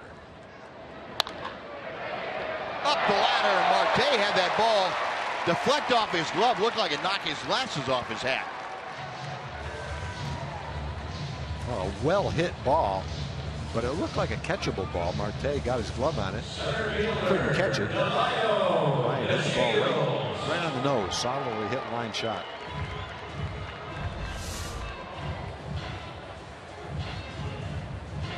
Yeah, pretty catchable ball. It wasn't that the ball went off the top of his fingers, it went off the side of his glove. So he got his glove high enough. It just wasn't in the right position for the ball to go into it. Well, that'll be a base hit for Ryan Strasburger.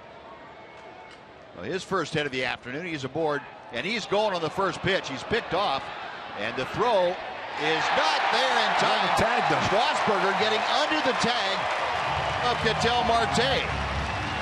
So Strasburger will have a stolen base. Marte came running across the bag, slapped the tag down, but came up empty.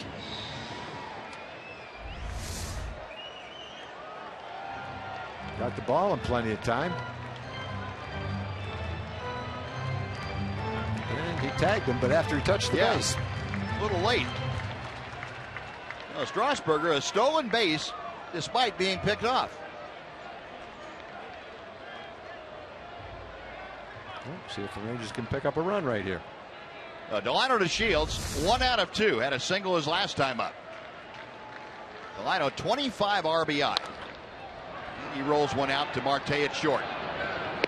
That will do it. Well, the Rangers get a hit, but Strander runner. Strasburger left at second. We have finished 6 innings at Globe Life Park. It's the Rangers 3, the Mariners 2.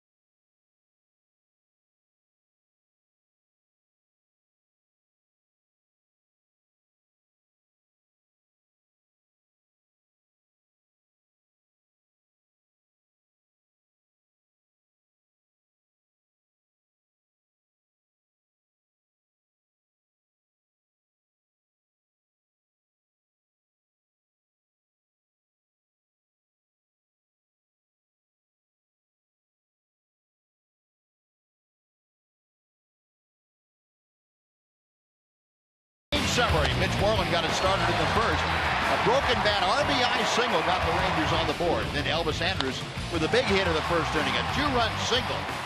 That brought a couple home. It got Adrian Beltre all pumped up coming down the line from third. Mark Trumbo then started the comeback for the Mariners. His home run into the left field bleachers cut the lead to 3-1 in the fifth. Now Derek Holland back out to the mound. He is going to start the seventh and facing the aforementioned Mark Trumbo. Trumbo 1 for 2. That home run, he's also struck out. 6th home run for Trumbo as a Mariner. And a 2-hopper out to Elvis Andrus. 1 gone. It'd be pretty impressive if Derek could shut the Mariners down in the 7th inning, give up 2 runs and go 7 innings. Because day in and day out, we haven't had a lot of guys going 7 innings. You're right. You'd come back after 4.5 months on the disabled list and throw 7 innings. Be pretty impressive. You are right about that. And Derek getting the first out here in the 7th inning. Now facing Jesus Montero, who is 1 for 2 with a double. And that fastball tailing over the outside corner for strike 1. Montero, a .241 hitter. That double broke an 0 for 18 streak.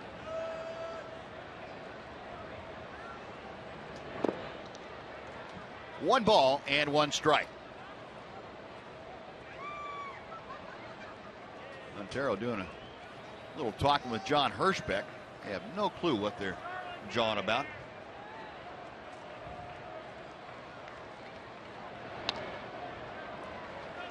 Holland to change up and stayed up. Foul back to the screen. 1 ball, 2 strikes.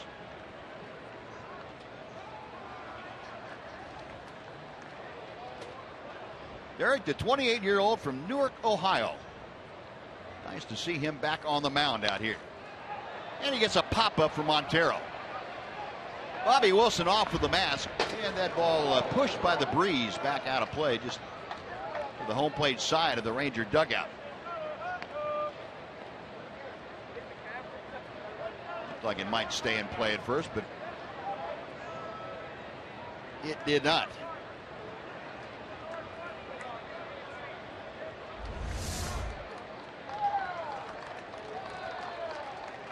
Major League Baseball, the ballpark cam, and that took a beating on that play.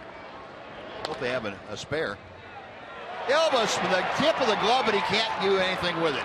What a play just to get to it. Got it right in the tip of his glove and tumbled to the ground. Yeah, Montero is going to be aboard with his 2nd hit of the afternoon.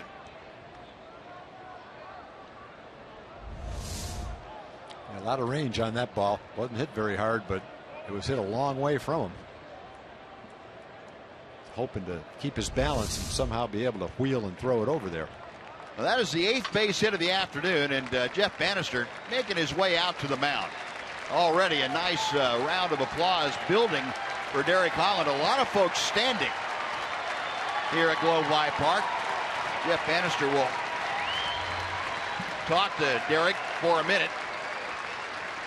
And he has made the decision. He's going to go to the bullpen and bring in Keone Keller. But Derek Holland, 6 1/3 innings, and welcome back, Derek Holland.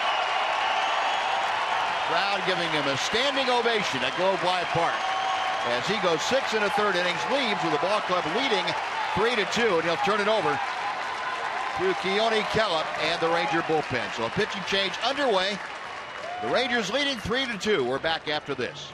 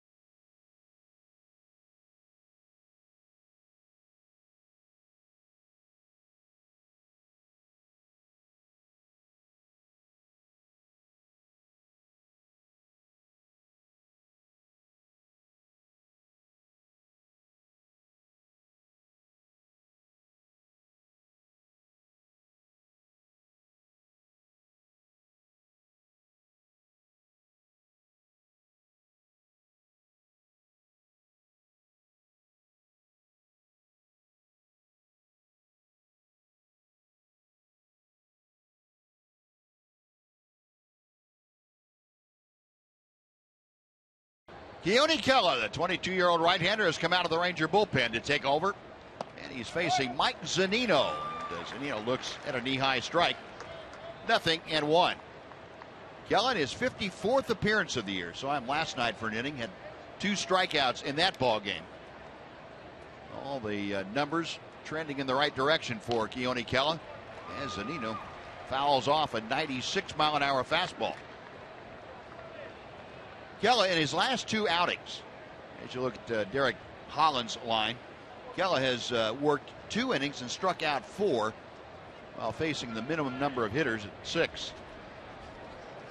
Derek Holland 6 1/3 today. Going to feel very good about being able to get into the 7th inning. Probably upset with himself that he didn't finish the 7th. I know that was foremost on his mind to get the ball club deep. And there's a thing about 7 innings now that you feel like that's your job as a starter. 1 ball, 2 strikes. The nonetheless, Derek, outstanding today. No walks, 6 strikeouts. Oh, the Ranger left-hander. Zunino has struck out and fouled out. 1-2 is Calasets.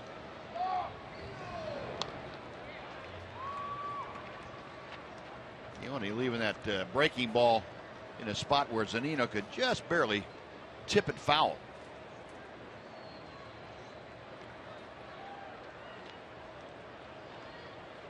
Kela coming back from a little bit of time, about 2 weeks at AAA, or AA, I should say. Got a little bit of a rest, regrouped. He has looked very strong since coming back. He rejoined the club on the 11th of August. This is his 5th outing since then. And Jake Diekman, hard throwing left-hander, loosening in the Ranger bullpen. 2-2 to Zunino. Got him swinging. That's one thing about Keone. He's got the mid-90s to slightly above fastball, but he doesn't only depend on that. He's got other pitches to go along with it. He can throw you a changeup, or he can throw you a breaking ball. Let's take a look at our AT&T U-verse rewind, and we'll show you Derek Holland today dominating Nelly Cruz, Mark Trumbo, Ketel Marte, the 4th one, Robinson Cano, Franklin Gutierrez, 6 punch outs for Holland, all of them swinging. Good stuff by Holland. There's pitch going all the way back to the backstop. Wilson got the ricochet pretty cleanly, but Montero apparently noticed it because he was hightailing it into second. He wasn't taking anything for granted. O'Kello with a wild pitch now, and the tying run is at second base.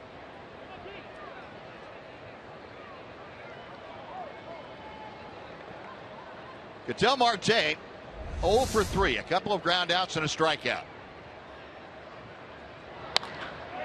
Base hit to center field. Montero being waved around. Here comes the throw from DeShields. It's on target and out at the plate is Jesus Montero. Boy, 2 games ago it was Chu late in the game. Today it's Delino from center field. What a throw. Delino DeShields gutting him down. Didn't have the velocity on it, but he had the accuracy in the distance. And Derek Holland and the entire Ranger dugout high fives for Delino DeShields on this great play that ends the top of the 7th. Nice tag by Robbie Wilson. 1 man left on for the Mariners. Will take the stretch. 3-2 Rangers.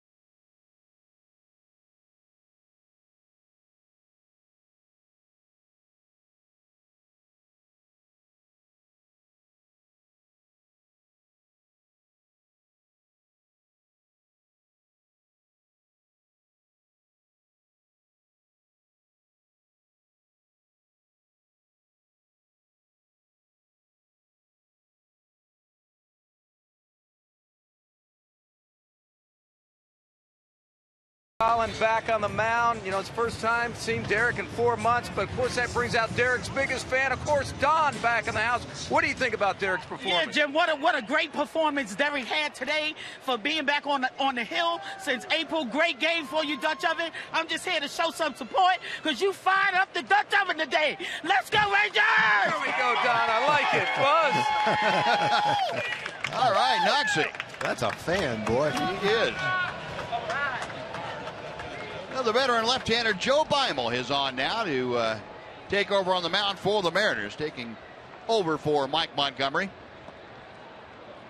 Shin-Soo Choo leading things off for the Rangers here in the bottom of the 7th after a great defensive stand again.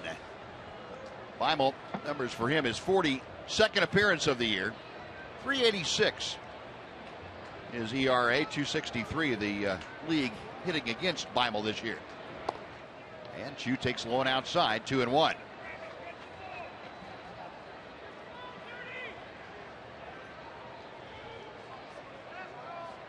Beimel, a 38-year-old. Remember, he was with the Rangers in spring training in 2012. He ended up having Tommy John surgery after that spring training. Choo fouls one out of play to the left. That evens the count at 2-2.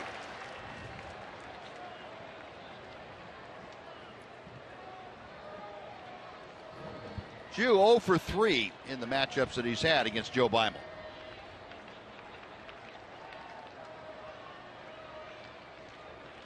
The left-hander with a 2-2 pitch. The appeal down to third, no swing, said James Hoy. The count has gone full. So Choo trying to get aboard to start off the Rangers' 7th inning. He'll be followed by Adrian Beltre. Rangers leading 3-2, thanks in large part to a great throw by Delino DeShields to end the top of the 7th. We'll try that 3-2 pitch again. It's pretty much the only way Delino could get him was to land that ball right on top of home plate. And on one hop, that's essentially what he did. If the ball is a little bit on the other side of the plate, first base side, I don't think they would have had him, but it was about 1 foot up the line. It made it very easy for Bobby Wilson to slap the tag on him. Well, in this series now, we've had Delino DeShields throw out Montero at the plate. Shin-Soo Choo threw an absolute perfect strike. You could put a small placemat over the two of those throws where the catchers caught him. Yeah, each one late in the game in a one-run game. Clutch throws. Hit him. Breaking ball, and Choo just stood there and watched it. He launched him a blooper ball, and Shin-Soo will take it. We'll go back and take a look at that throw that Delino DeShields made. Well, Delino doesn't depend on total arm strength, although he had to throw it all the way. He depended on accuracy, and it was perfectly accurate. Right on the glove side of third base, and there's the tag. The runner slides right into it. Bobby Wilson locking that plate off. Yeah, Bobby's a pretty solid guy back there, too. He's not going anywhere. Choo draws the walk. Choo has another one of his Choo trifectas today. A walk, a hit by pitch, and a single. That's the 22nd time now, I believe, that Choo has done that. His second in the last 3 games. Beltre 0 for 2 officially. He has walked and scored. He's also grounded out a couple of times. 1 ball and 1 strike. Beltre 3 for 6 against Beimel.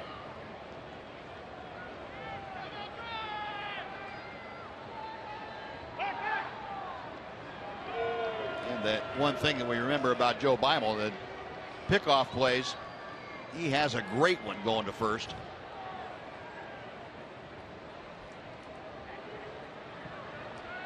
Shin-Soo read that last one that well, but that was not his real good move.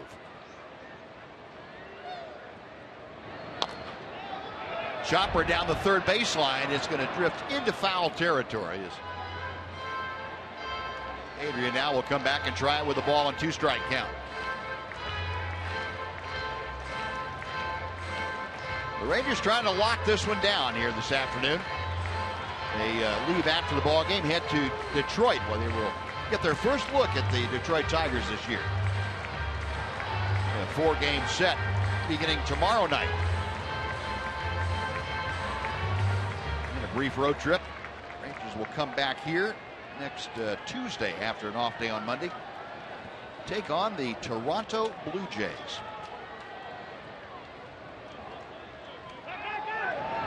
There's his better move. And Chu's still able to read it well.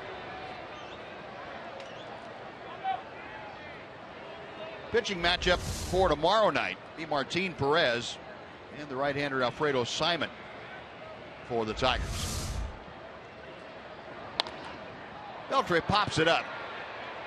Montero running out of room. That ball back in the second row down there.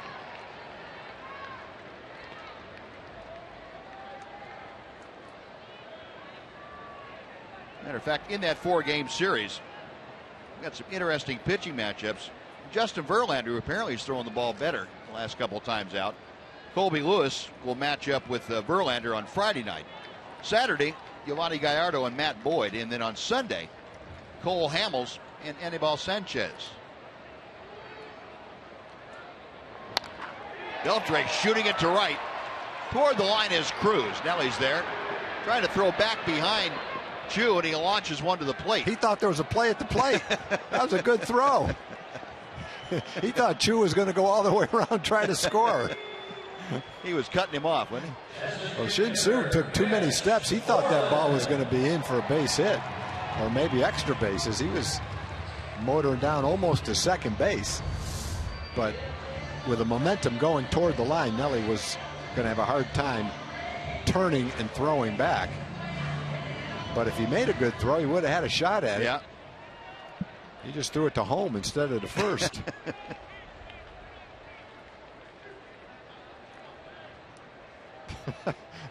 Perfect throw. It was a perfect throw. Just like the throw that Delino made. Well, there's a phantom runner sliding in.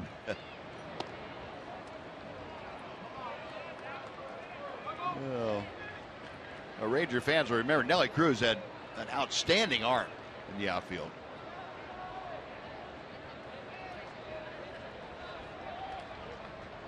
Oh, and 1 the count to Mitch Moreland. Well, on a base hit in 3 trips. And that RBI single in the first inning.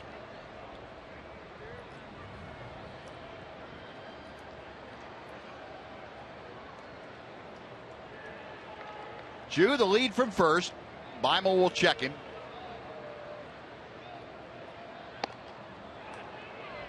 Nothing in 2.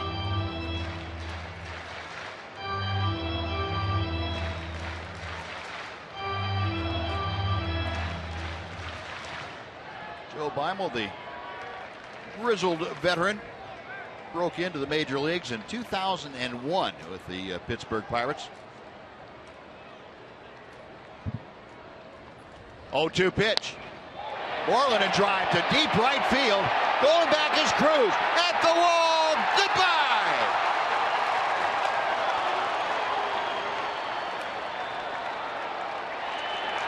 Had to wait for a second. Cruz was trying to decoy people into thinking he caught it.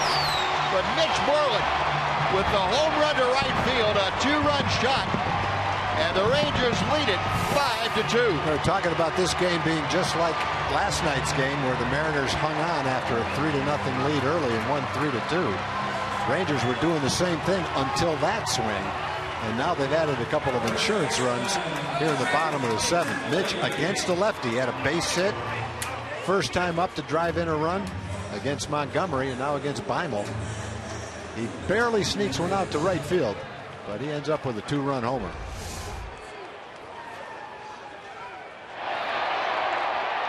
See how close Nelly came. Not that close.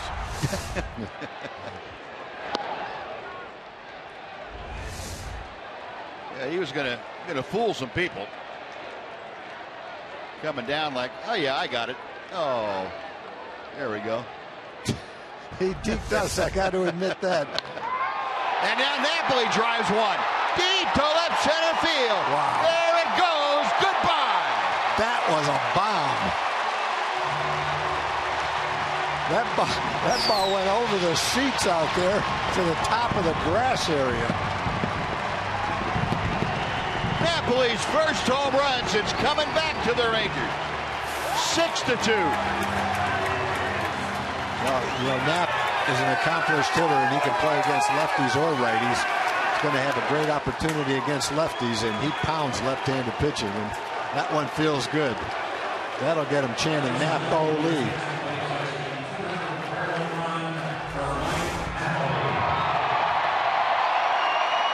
That thing jumped off his bat. Almost got on the roof out there. Dead center field.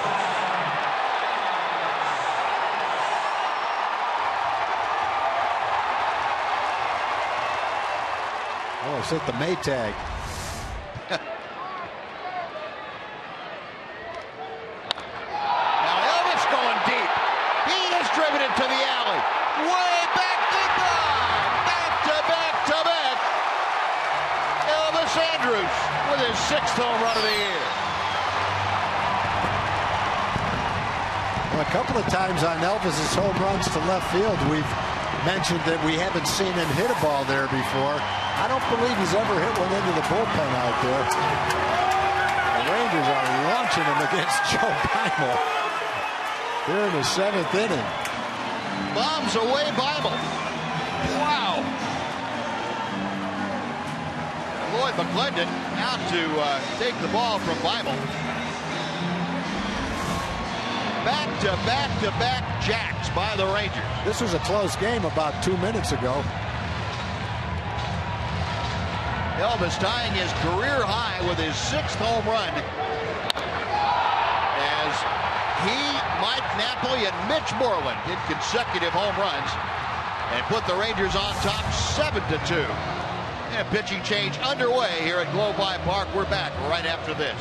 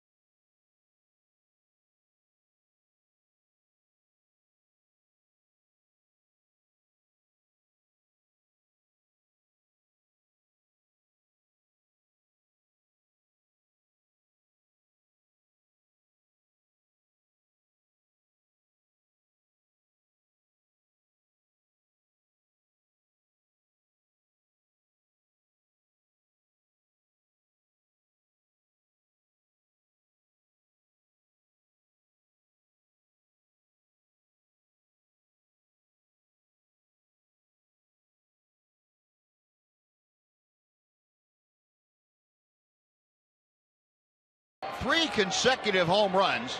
They have opened up a 7-2 lead. And David Rollins, left-hander, on to face Rougned Odor. There's some background on what just happened here. This is the 8th time in Ranger franchise history they have had 3 consecutive home runs. The last time it happened, May 26th of 2012. Nelly Cruz involved in that one. It was Cruz, Torrealba, and Moreland. Here it was Moreland, Napoli, and Andrus. And the distance is 365 feet for Mitch Moreland. Just got it out of the ballpark. 446 for Napoli. And 413 for Elvis. Elvis going 413 I think that's feet. his first 413 footer, which is right in line with what we've been seeing this season. A kind of a progression. Started out sporadically, pulling the ball with authority, and it's becoming a little bit more frequent as time goes on. And it seems like, and from what Elvis has said too, it's happening on purpose early in the count, where he can look for a pitch, he's getting it, and he's really driving it. Yeah, he probably goes to more of a 2-strike approach when he gets 2 strikes later on in the count. He's definitely taking better swings right now. Montero will beat Odor to the bag. That is out number 2 as Rollins gets Rugnet to ground out. Now Bobby Wilson.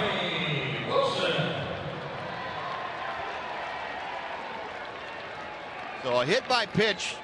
Start of the inning. Shin-Soo Choo got aboard. Adrian Beltre flied to right. Then Moreland unloaded. Napoli followed. And on the next pitch, Elvis left the ballpark. Or the building, if you prefer. And now Wilson down the left field line. If it's fair, it's gone. It is foul. Now Bobby Wilson turning on that with authority. He didn't want to be left out of the fun.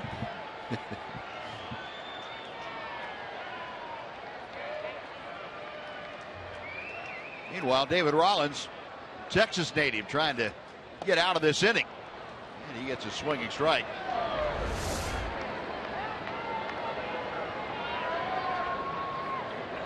There's a good view of how foul it is from here. It looked a little more fair than that.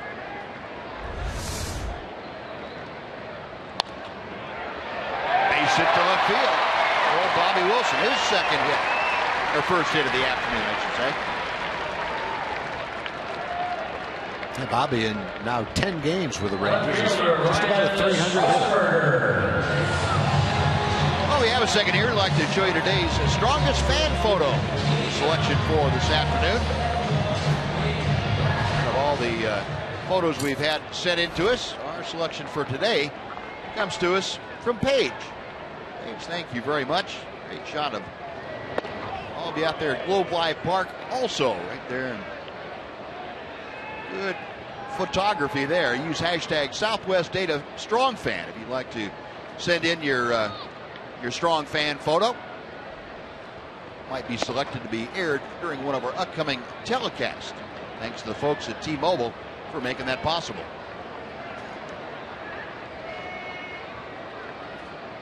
One ball, one strike, the count to Ryan Strasburger. Now 1-2. Strasburger 1 for 3 today. Mason David Rollins mentions he's a Texas native. He's from southern part of Texas, from DeBerry. Went to San Jacinto Junior College. Nice pickup by Seager across the diamond. That will do it. But the Rangers unloaded in the 7th inning. Back to back to back. Moreland, Napoli, and Elvis leaving the building. 4 runs across. We'll go to the 8th. 7-2 Texas.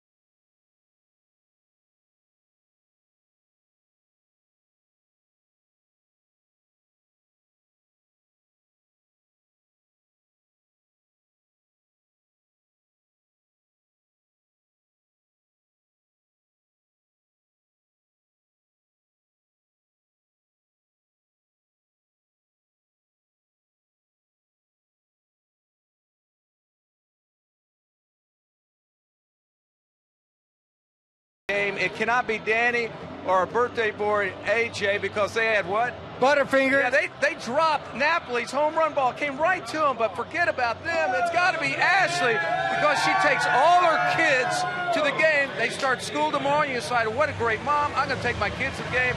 You guys had a good time? Awesome time. Go Rangers. Congratulations. Yeah, here's the bag. They're from Colleyville. Enjoy the rest of the game. And anything else you'd like to say? Go Rangers! Good to have you guys out. Appreciate it. Great family outing before school gets back in session. Jake Diekman looking for a nice outing here this afternoon himself. This is his 11th appearance since joining the Rangers. Diekman, no record with the Rangers. He does have 4 holes, a 2.61 ERA. The opponent's hitting just 139 against the hard-throwing left-hander. He will be on to face Kyle Seager to start things off. Most of that 139 came in that one game in Minnesota. Yeah, gave up 2 hits to the Twins, 2 hits and 2 runs in that game in 2/3 of an inning, back on the 11th. Seager's a good hitter, obviously, but he's this year a very good hitter against left-handed pitching. 1 for 3 against Derek, and coming into the game, 295 against lefties. Better average by about 40 points than against righties. Seager led off the 6th inning by singling, came around to score. 2-0 pitch. That is down there. 2-1. Diekman was in yesterday's ball game. Worked a very uneventful inning. Had 1 strikeout. Now evens the count to Seager at 2-2.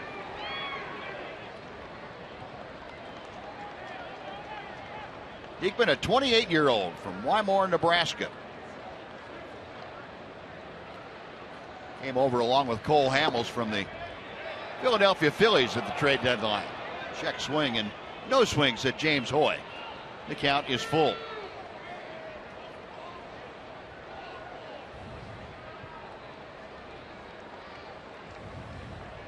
Diekman's payoff pitch. Odor in shallow right field has to make a strong throw to get Seager. It's a good thing he had a strong arm. Does. 1 out. Now before Nelly Cruz comes in, we'll send it over to John Radigan for a Mazda game break.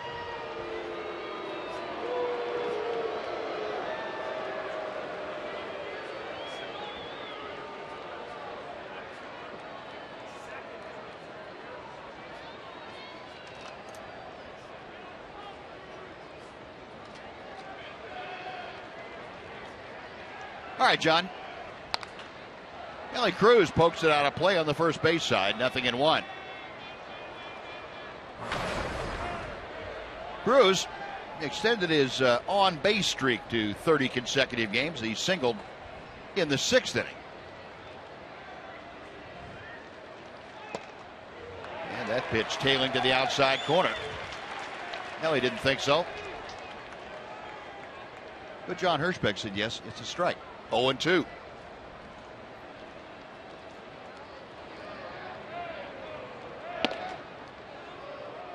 Rangers 7 runs on 10 hits, including the 3 back-to-back jacks that really separated the Rangers from the Mariners here this afternoon. 7-2. Diekman just missing the inside corner. 2 balls, 2 strikes.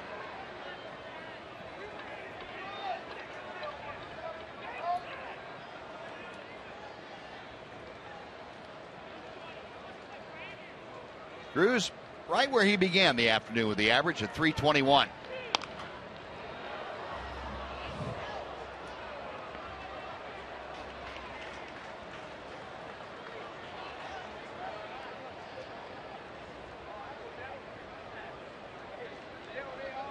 Nelly still hits out of that wide open stance that he became so familiar with around here.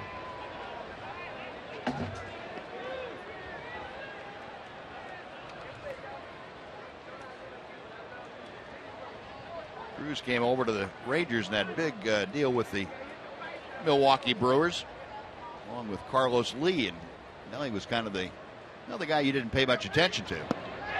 He's gone on strikes here. Diekman came back with a breaking ball and got it. Two gone. Nelly had his pitch in that at bat. The one he fouled straight back prior to that swing and a miss was right down the middle of the plate. He had a great swing at it.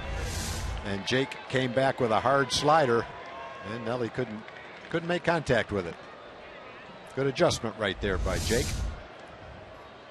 Well, 2 up, 2 away. Now Robinson Cano will step in. Cano, a couple of hits in 3 trips today, both of them singles. Diekman painting that outside corner.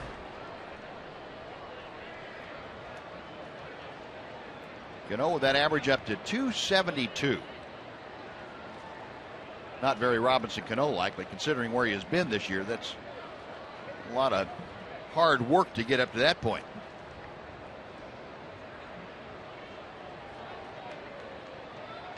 Jake sets the 0-1 pitch. 0-2. Go back to July 1st for Robinson Cano. He has hit .325 since then. Sam Dyson loosing in that Ranger bullpen.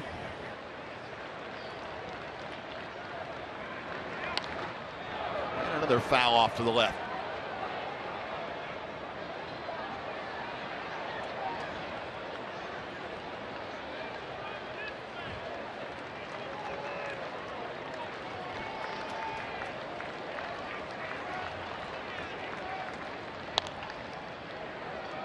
Adrian Beltre from down under.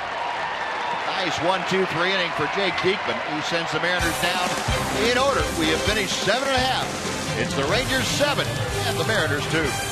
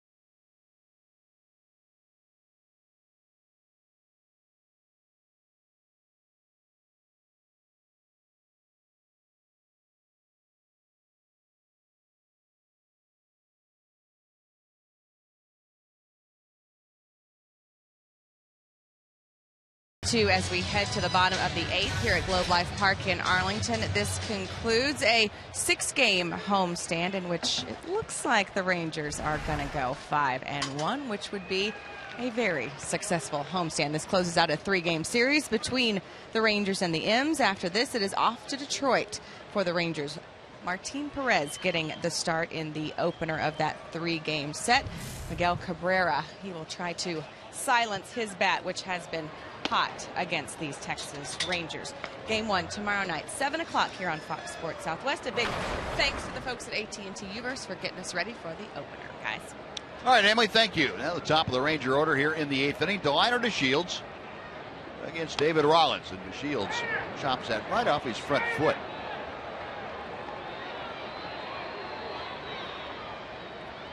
Delino, that is not good when you have your speed as a big part of your game and you foul one off your foot like that. That is problematic to say the least. Kevin Harmon going out to 10 to Delino to Shields. Jeff Bannister out there also to check on his center fielder. He can't even put any weight on it right now. We've got him right on top of the foot.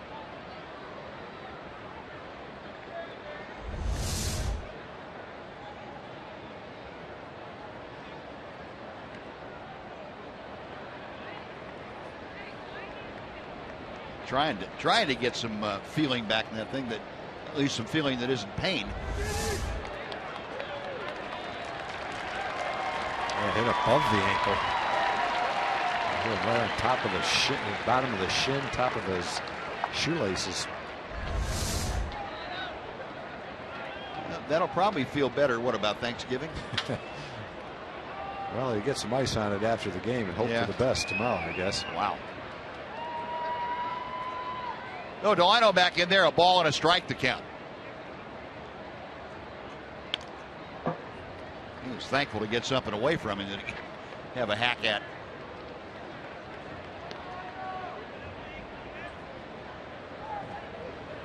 Delino had a base hit back in the 4th inning, singled to left field. He's also walked. Been on 2 of the 4 times he's come to the plate. 1 for 3 officially. Got him swinging. Now that is how the 8th inning begins for the Rangers. They'll bring up Shin-Soo Choo. Rollins with his first strikeout. Choo has been right in the middle of things again today. He has had just 1 hit. That was a single in the 1st inning. But he has walked. He's been hit by a pitch. He has scored 2 runs today. Again, the Choo triple. The walk, hit by pitch, and single. Strike 1.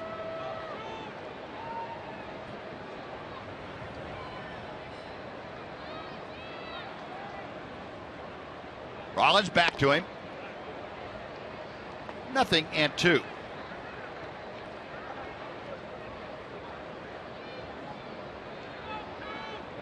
Now the Rangers trying to go 12-2 in their last 14 home games. Go back to the end of July.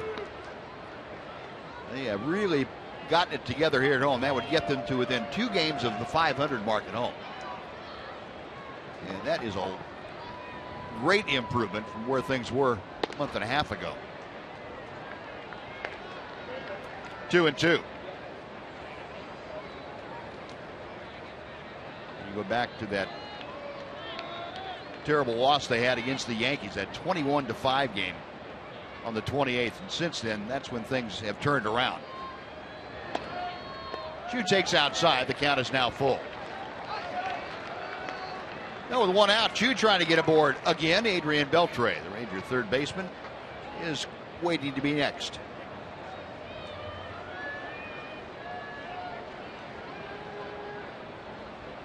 Payoff pitch on the way.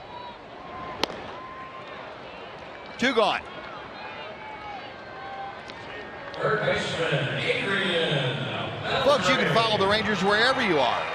MLB.com. At Bat, it's the #1 app for live baseball. At Bat is up to the moment and any moment with in-game highlights, live look-ins, replay reviews, radio broadcasts, statcasts, and a lot more. Get MLB.com at Bat for your smartphone or your tablet.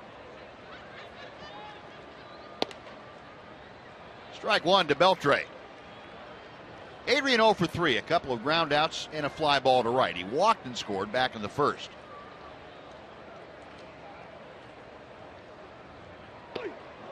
Look out. that didn't hit him, but I think he felt it. Yeah.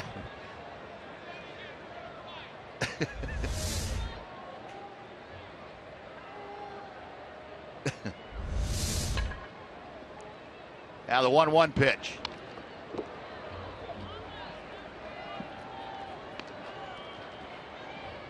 Adrian currently hitting at .266. I don't think it's any coincidence the Rangers have started playing very good baseball after the All-Star break. corresponds to the time Adrian heated things up offensively.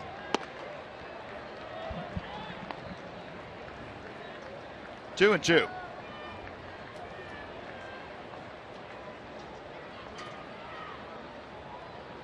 Back Beltre hitting .321 over his last 34 games. A lot of that done since that All-Star game. Out of play to the right side. We will try it again at 2 balls and 2 strikes. Rangers 7 runs on 10 hits this afternoon. The Mariners 2 runs on 9 hits. This was a 1-run game until the Rangers let loose in the bottom of the 7th inning. Scored 4 to kind of pull away. Still 2 balls, 2 strikes.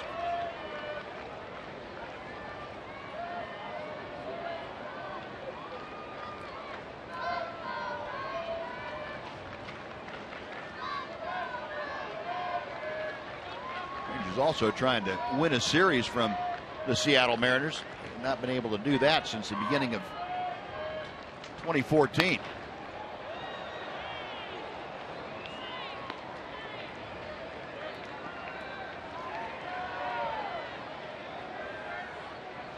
Go back to last September. The Rangers coming into play this afternoon had dropped 11 of 15 against Seattle.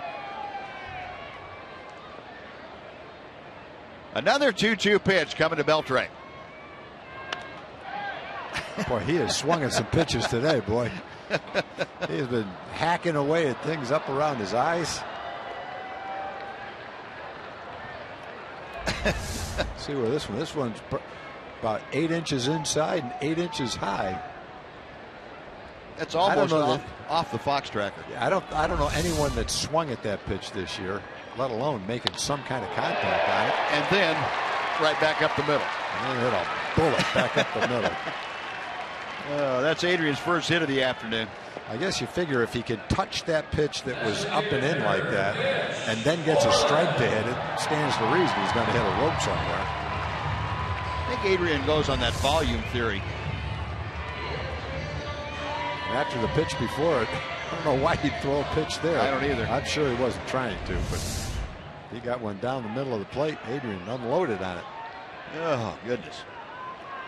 No, that gets Mitch Moreland another at bat. Moreland had a 2-run home run off Joe Beimel his last time up, and he pops up this first pitch. Shallow center, Marte going out. Jackson, the center fielder, making the call on the catch. And that'll do it. Rangers get a hit, but strand a runner. We're going to the 9th inning here this afternoon. Rangers looking to make it 2 out of 3 over the Mariners. They lead 7-2.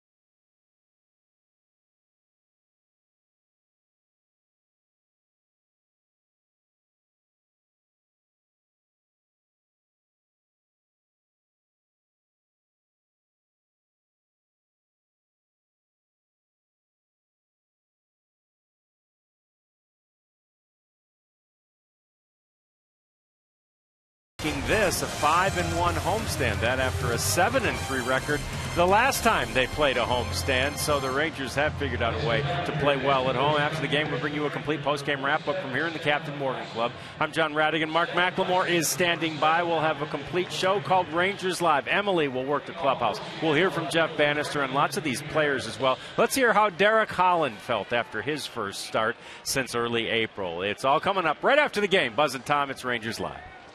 All right, John, thank you. Well, we head to the ninth inning, and Sam Dyson is on now, his 10th appearance in a Ranger uniform. 1-1 ERA of 1. 286 the opponent's batting average, but a lot of ground balls. That turbo sinker, as the guy has referred to it.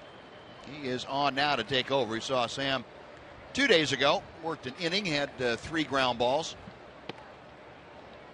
And he's dealing to Franklin Gutierrez to start off the top of the ninth inning. And what's that stat we had in the pregame show? In his last 8 appearances, he's had something like 21 ground balls and no fly balls. Right. In at the knees. 1 ball, 1 strike. Gutierrez has flied out, struck out, and grounded into a double play. It'd be nice to have Sam Dyson work a quick and tidy ninth inning, get Derek Holland his first win since the latter part of 2014. There's that point, Tom, you were talking about in that pregame. Yeah, to go along with it, he's had a couple of saves too. Sean Tollison hasn't given up an earned run in his last 8 games with 5 saves. 1-2 pitch. Just killed 6 worms with that one out in front of home plate. 1 gone.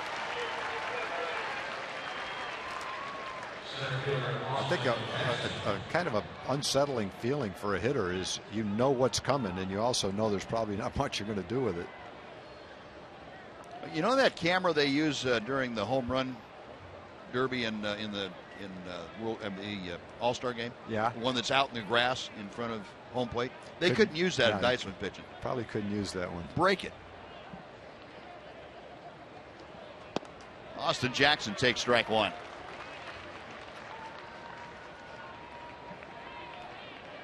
Jackson 1 for 3. A couple of ground outs, also a solid base hit to right field.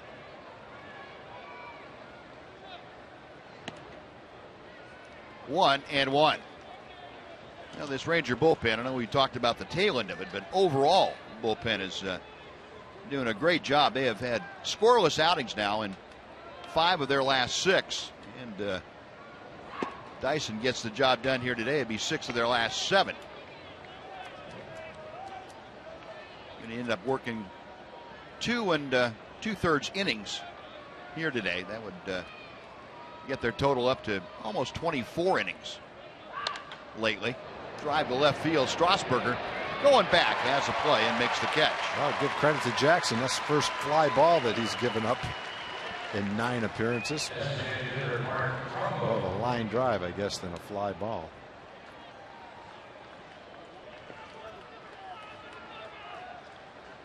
No, Mark Trumbo now will get the at-bat against Sam Dyson. And over that 24-inning streak we were talking about, the Rangers have allowed, the bullpen's allowed just 3 earned runs. Trumbo 1 for 3 with the solo home run. Strike 1.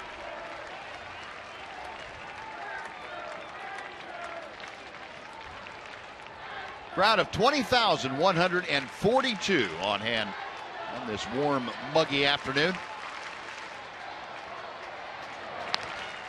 Out of play. And the Mariners now down to their final strike.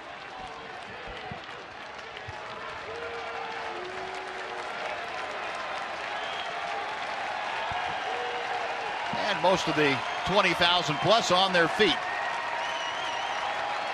Cheering on Sam Dyson and the Rangers to close this one out. 0-2 pitch.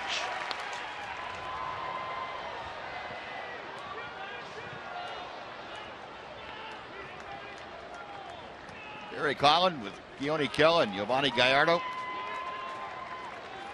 Derek's got to feel pretty good about what went on today.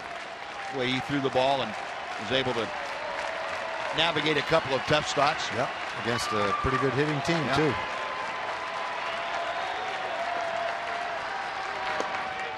Check swing. Just off the outside corner.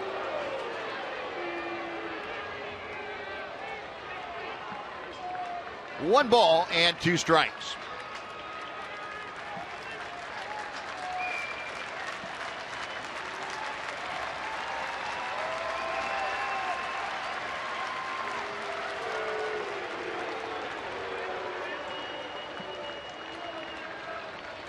Dyson reading the sign from Bobby Wilson. The right-hander is ready. Call strike 3. Little comeback action on the fastball, and Dyson gets the strikeout. Has a very nice 1-2-3 inning. So Dyson, Diekman, and Kella come in to shut the door on the Mariners and close out a 7-2 Ranger win. And the Rangers win 2 out of 3 against the Seattle Mariners. Win 5 out of 6 on this homestand, and they have now won 9 out of their last 10 here at Globe Life Park in Arlington, and 12 out of their last 14. So a very nice way to finish off this homestand and head out for 4 games in Detroit before coming back home to take on the red-hot Toronto Blue Jays. Nice job, Jeff Bannister's ball club today, and Derek Holland getting his first win since September of last year. A long-awaited debut for the second half of the season for Derek Holland. Congratulations all around. The Rangers, in a close ball game, turned the big bats loose in that 7th inning with back-to-back-to-back home runs, and that sealed the fate of the Seattle Mariners. That comeback fastball from Sam Dyson really tailing back to the outside corner. And he got the job done. That turned into a winner. And Elvis and Rubded going through it, giving each other the high fives and the jubilation. Well, let's go down to the field. Emily Jones is standing by with Derek Holland. Thank you very much, Derek. Just like riding a bike, huh? Yeah, something like that. I'm just happy I got to be back out here, get this opportunity, and play with these guys. They're playing great ball right now. I know your expectations for yourself are high. Did you at least come close to meeting them today? Yes, Mom. I did a good job of that. I thought I attacked the zone pretty well. You know, a couple pitches got away from me, but at the same time, those guys were making the plays. That's what it comes down to. Emotionally, what was it like?